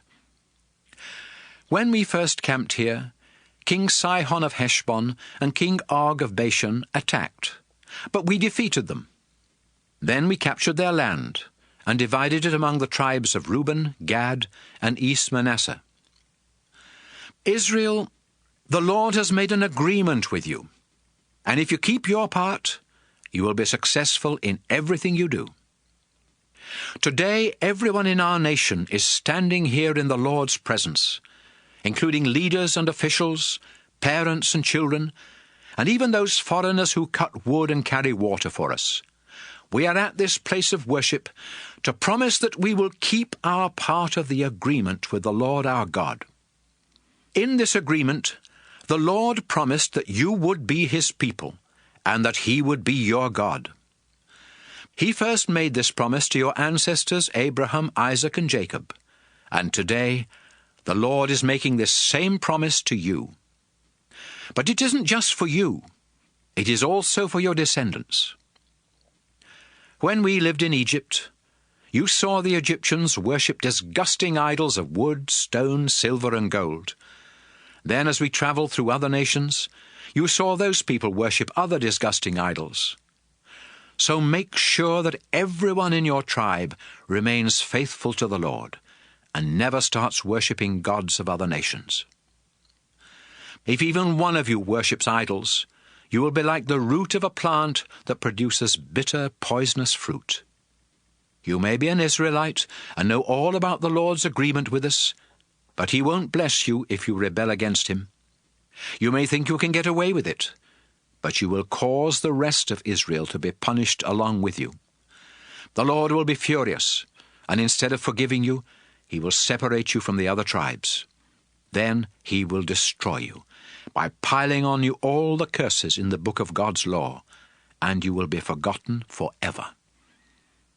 The Lord will strike your country with diseases and disasters. Your descendants and foreigners from distant countries will see that your land has become a scorching desert of salt and sulfur, where nothing is planted, nothing sprouts, and nothing grows. It will be as lifeless as the land around the cities of Sodom, Gomorrah, Admah, and Zeboim, after the Lord became angry and destroyed them. People from other nations will ask, "Why did the Lord destroy this country? Why was he so furious?" And they will be given this answer. Our ancestors worshipped the Lord, but after he brought them out of Egypt and made an agreement with them, they rejected the agreement and decided to worship gods that had never helped them. The Lord had forbidden Israel to worship these gods, and so he became furious and punished the land with all the curses in the book of God's law. Then he pulled up Israel by the roots and tossed them into a foreign country, where they still are today. The Lord our God hasn't explained the present or the future, but he has commanded us to obey the laws he gave to us and our descendants. Deuteronomy 30. I have told you everything the Lord your God will do for you. And I've also told you the curses he will put on you if you reject him. He will scatter you in faraway countries. But when you realize that he is punishing you, return to him with all your heart and soul, and start obeying the commands I have given to you today. Then he will stop punishing you and treat you with kindness. He may have scattered you to the farthest countries on earth, but he will bring you back to the land that had belonged to your ancestors, and make you even more successful and powerful than they ever were. You and your descendants are stubborn, but the Lord will make you willing to obey him, and love him with all your heart and soul, and you will enjoy a long life. Then the Lord your God will remove the curses from you and put them on those enemies who hate and attack you. You will again obey the laws and teachings of the Lord, and he will bless you with many children, large herds and flocks, and abundant crops. The Lord will be happy to do good things for you, just as he did for your ancestors. But you must decide once and for all to worship him with all your heart and soul, and to obey everything in the book of God's law. You know God's laws, and it isn't impossible to obey them. His commands aren't in heaven, so you can't excuse yourselves by saying, "How can we obey the Lord's commands? They're in heaven, and no one can go up to get them, then bring them down and explain them to us." And you can't say, "How can we obey the Lord's commands? They're across the sea, and someone must go across, then bring them back and explain them to us." No, these commands are nearby, and you know them by heart. All you have to do is obey. Today, I am giving you a choice. You can choose life and success, or death and disaster. I am commanding you to be loyal to the Lord, to live the way he has told you, and obey his laws and teachings. You are about to cross the Jordan River and take the land that he is giving you. If you obey him, you will live and become successful and powerful. On the other hand, you might choose to disobey the Lord and reject him. So I'm warning you that if you bow down and worship other gods, you won't have long to live. Right now I call the sky and the earth to be witnesses that I am offering you this choice. Will you choose for the Lord to make you prosperous and give you a long life? Or will he put you under a curse and kill you? Choose life. Be completely faithful to the Lord your God. Love him and do whatever he tells you. The Lord is the only one who can give life, and he will let you live a long time in the land that he promised to your ancestors Abraham, Isaac, and Jacob. Deuteronomy 31.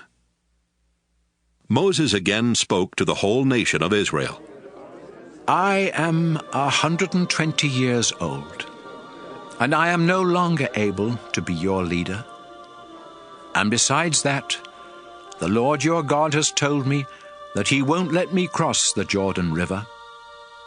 But he has promised that he and Joshua will lead you across the Jordan to attack the nations that live on the other side. The Lord will destroy those nations, just as he destroyed Sihon and Og, those two Amorite kings. Just remember, whenever you capture a place, kill everyone who lives there. Be brave and strong. Don't be afraid of the nations on the other side of the Jordan. The Lord your God will always be at your side, and he will never abandon you. Then Moses called Joshua up in front of the crowd and said, Joshua, be brave and strong as you lead these people into their land. The Lord made a promise long ago to Israel's ancestors that this land would someday belong to Israel. That time has now come, and you must divide up the land among the people. The Lord will lead you into the land.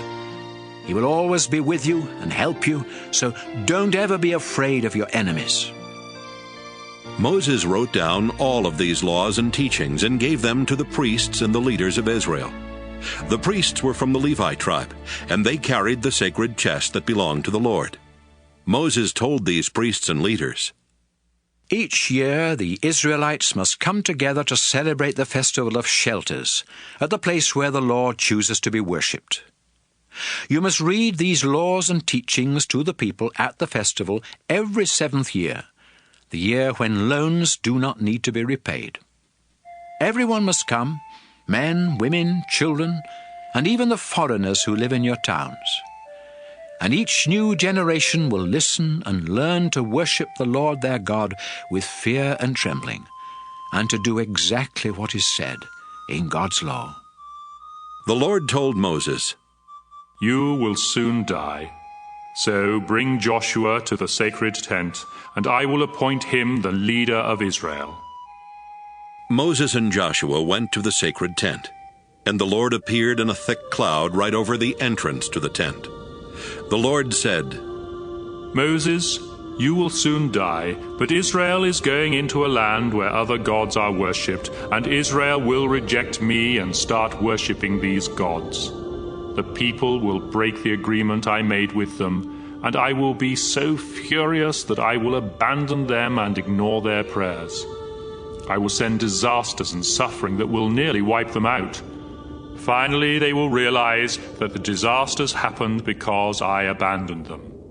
They will pray to me, but I will ignore them because they were evil and started worshipping other gods. Moses and Joshua, I am going to give you the words to a new song. Write them down and teach the song to the Israelites. If they learn it, they will know what I want them to do, and so they will have no excuse for not obeying me. I am bringing them into the land that I promised their ancestors. It is a land rich with milk and honey, and the Israelites will have more than enough food to eat. But they will get fat and turn their backs on me and start worshipping other gods. The Israelites will reject me and break the agreement that I made with them. When I punish the Israelites and their descendants with suffering and disasters, I will remind them that they know the words to this song, so they have no excuse for not obeying me. I will give them the land that I promised, but I know the way they are going to live later on." Moses wrote down the words to the song right away, and he taught it to the Israelites. The Lord told Joshua, "Be brave and strong. I will help you lead the people of Israel into the land that I have promised them." Moses wrote down all these laws and teachings in a book. Then he went to the Levites who carried the sacred chest and said, "This is the book of God's law. Keep it beside the sacred chest that holds the agreement the Lord your God made with Israel. This book is proof that you know what the Lord wants you to do.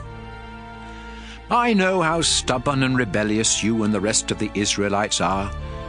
You have rebelled against the Lord while I have been alive, and it will only get worse after I am gone.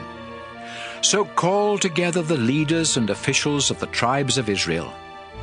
I will bring this book and read every word of it to you. And I will call the sky and the earth as witnesses that all of you know what you are supposed to do.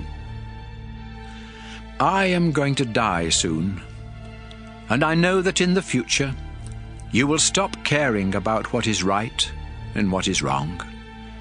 And so you will disobey the Lord and stop living the way I told you to live. The Lord will be angry, and terrible things will happen to you." Moses called a meeting of all the people of Israel so he could teach them the words to the song that the Lord had given him. And here are the words. Deuteronomy 32. Earth and sky, listen to what I say. Israel, I will teach you. My words will be like gentle rain on tender young plants, or like dew on the grass. Join with me in praising the wonderful name of the Lord our God. The Lord is a mighty rock, and he never does wrong. God can always be trusted to bring justice. But you lie and cheat and are unfaithful to him. You have disgraced yourselves and are no longer worthy to be his children. Israel, the Lord is your Father, the one who created you. But you repaid him by being foolish. Think about past generations. Ask your parents or any of your elders. They will tell you that God Most High gave land to every nation. He assigned a guardian angel to each of them, but the Lord himself takes care of Israel. Israel, the Lord discovered you in a barren desert filled with howling winds. God became your fortress, protecting you as though you were his own eyes. The Lord was like an eagle teaching its young to fly, always ready to swoop down and catch them on its back. Israel, the Lord led you, and without the aid of a foreign god, he helped you capture the land. Your fields were rich with grain, olive trees grew in your stony soil, and honey was found among the rocks. Your flocks and herds produced milk and yogurt, and you got choice meat from your sheep and goats that grazed in Bashan. Your wheat was the finest, and you drank the best wine. Israel, you grew fat and rebelled against God your Creator. You rejected the mighty rock, your only place of safety. You made God jealous and angry by worshipping disgusting idols and foreign gods. You offered sacrifices to demons, those useless gods that never helped you, new gods that your ancestors never worshipped. You turned away from God your Creator. You forgot the mighty rock, the source of your life. You were the Lord's children, but you made him angry. Then he rejected you and said, "You are unfaithful and can't be trusted. So I won't answer your prayers. I'll just watch and see what happens to you." You worshipped worthless idols and made me jealous and angry. Now I will send a cruel and worthless nation to make you jealous and angry. My people, I will breathe out fire that sends you down to the world of the dead. It will scorch your farmlands and burn deep down under the mountains. I'll send disaster after disaster to strike you like arrows. You'll be struck by starvation and deadly diseases, by the fangs of wild animals and poisonous snakes. Young and old alike will be killed in the streets and terrified at home. I wanted to scatter you so no one would remember that you had ever lived. But I dreaded the sound of your enemies saying, "We defeated Israel with no help from the Lord." People of Israel, that's what the Lord has said to you. But you don't have good sense, and you never listen to advice. If you did, you could see where you are headed. How could one enemy soldier chase 1,000 of Israel's troops? Or how could 2 of theirs pursue 10,000 of ours?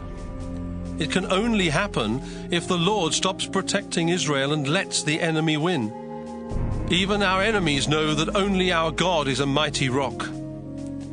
Our enemies are grapevines, rooted in the fields of Sodom and Gomorrah. The grapes they produce are full of bitter poison. Their wine is more deadly than cobra venom. But the Lord has written a list of their sins and locked it in his vault. Soon our enemies will get what they deserve. Suddenly they will slip, and total disaster will quickly follow. When only a few of the Lord's people remain, when their strength is gone and some of them are slaves, the Lord will feel sorry for them and give them justice.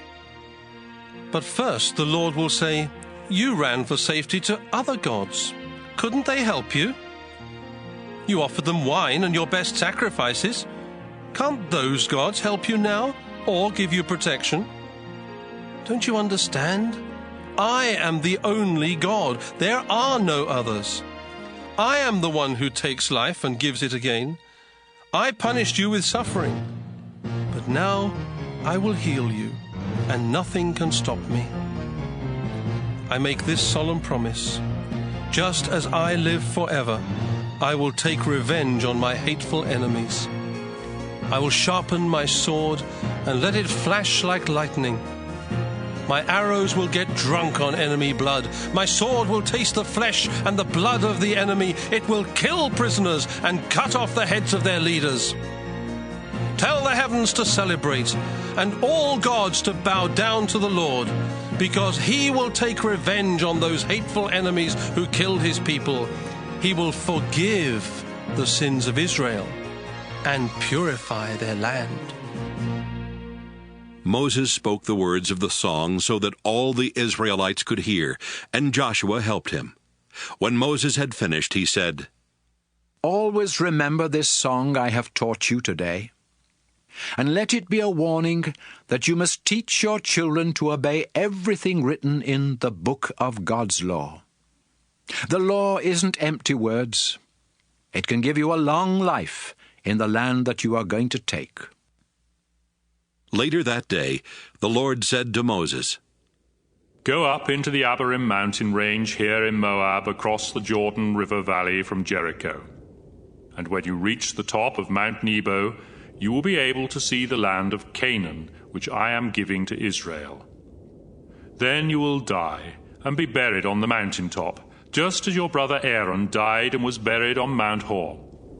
Both of you were unfaithful to me at Meribah Spring near Kadesh in the Zin desert. I am God, but there in front of the Israelites you did not treat me with the honor and respect I deserve. So I will give the land to the people of Israel, but you will only get to see it from a distance. Deuteronomy 33. Moses was a prophet, and before he died, he blessed the tribes of Israel by saying, The Lord came from Mount Sinai. From Edom he gave light to his people, and his glory was shining from Mount Paran. Thousands of his warriors were with him, and fire was at his right hand. The Lord loves the tribes of Israel, and he protects his people. They listen to his words and worship at his feet. I called a meeting of the tribes of Israel and gave you God's law. Then you and your leaders made the Lord your king. Tribe of Reuben, you will live, even though your tribe will always be small. The Lord will listen to you, tribe of Judah, as you beg to come safely home. You fought your enemies alone. Now the Lord will help you. At Massa and Meribah Spring, the Lord tested you, tribe of Levi. You were faithful, and so the priesthood belongs to the Levi tribe. Protecting Israel's agreement with the Lord was more important to you than the life of your father or mother, or brothers or sisters, or your own children. You teach God's laws to Israel, and at the place of worship you offer sacrifices and burn incense. I pray that the Lord will bless everything you do and make you strong enough to crush your enemies. The Lord Most High loves you, tribe of Benjamin. He will live among your hills and protect you. Descendants of Joseph, the Lord will bless you with precious water from deep wells and with dew from the sky. Month by month, your fruit will ripen in the sunshine. You will have a rich harvest from the slopes of the ancient hills.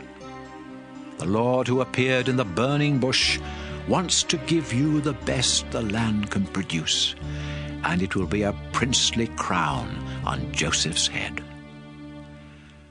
The armies of Ephraim and Manasseh are majestic and fierce like a bull or a wild ox. They will run their spears through faraway nations.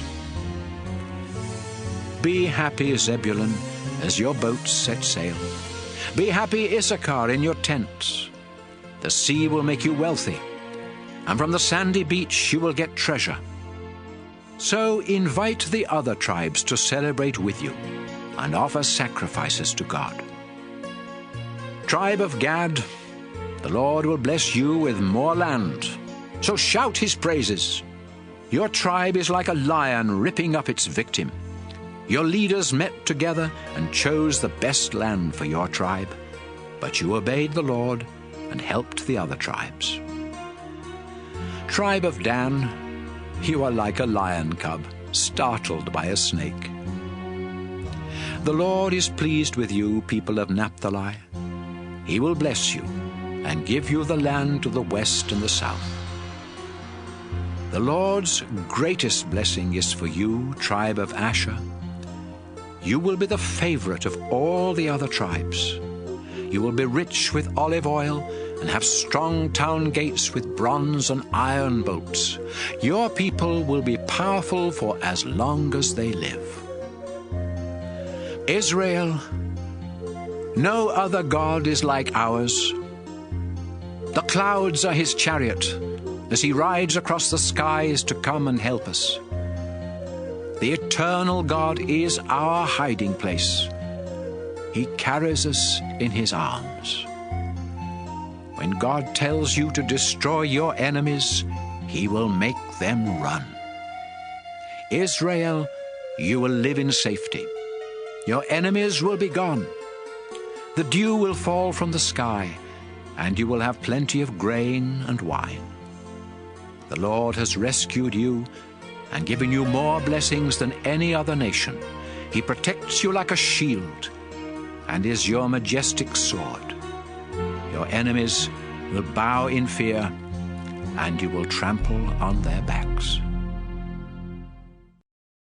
Deuteronomy 34. Sometime later, Moses left the lowlands of Moab. He went up Mount Pisgah to the peak of Mount Nebo, which is across the Jordan River from Jericho. The Lord showed him all the land as far north as Gilead and the town of Dan. He let Moses see the territories that would soon belong to the tribes of Naphtali, Ephraim, Manasseh, and Judah, as far west as the Mediterranean Sea. The Lord also showed him the land in the south, from the valley near the town of Jericho, known as the city of palm trees, down to the town of Zoar. The Lord said, Moses, this is the land I was talking about when I solemnly promised Abraham, Isaac, and Jacob that I would give land to their descendants. I have let you see it, but you will not cross the Jordan and go in. And so Moses, the Lord's servant, died there in Moab, just as the Lord had said. The Lord buried him in a valley near the town of Beth Peor, but even today no one knows exactly where. Moses was 120 years old when he died, yet his eyesight was still good, and his body was strong. The people of Israel stayed in the lowlands of Moab, where they mourned and grieved 30 days for Moses, as was their custom. Before Moses died, he had placed his hands on Joshua, and the Lord had given Joshua wisdom. The Israelites paid attention to what Joshua said, and obeyed the commands that the Lord had given Moses. There has never again been a prophet in Israel like Moses. The Lord spoke face to face with him, and sent him to perform powerful miracles in the presence of the king of Egypt and his entire nation. No one else has ever had the power to do such great things as Moses did for everyone to see.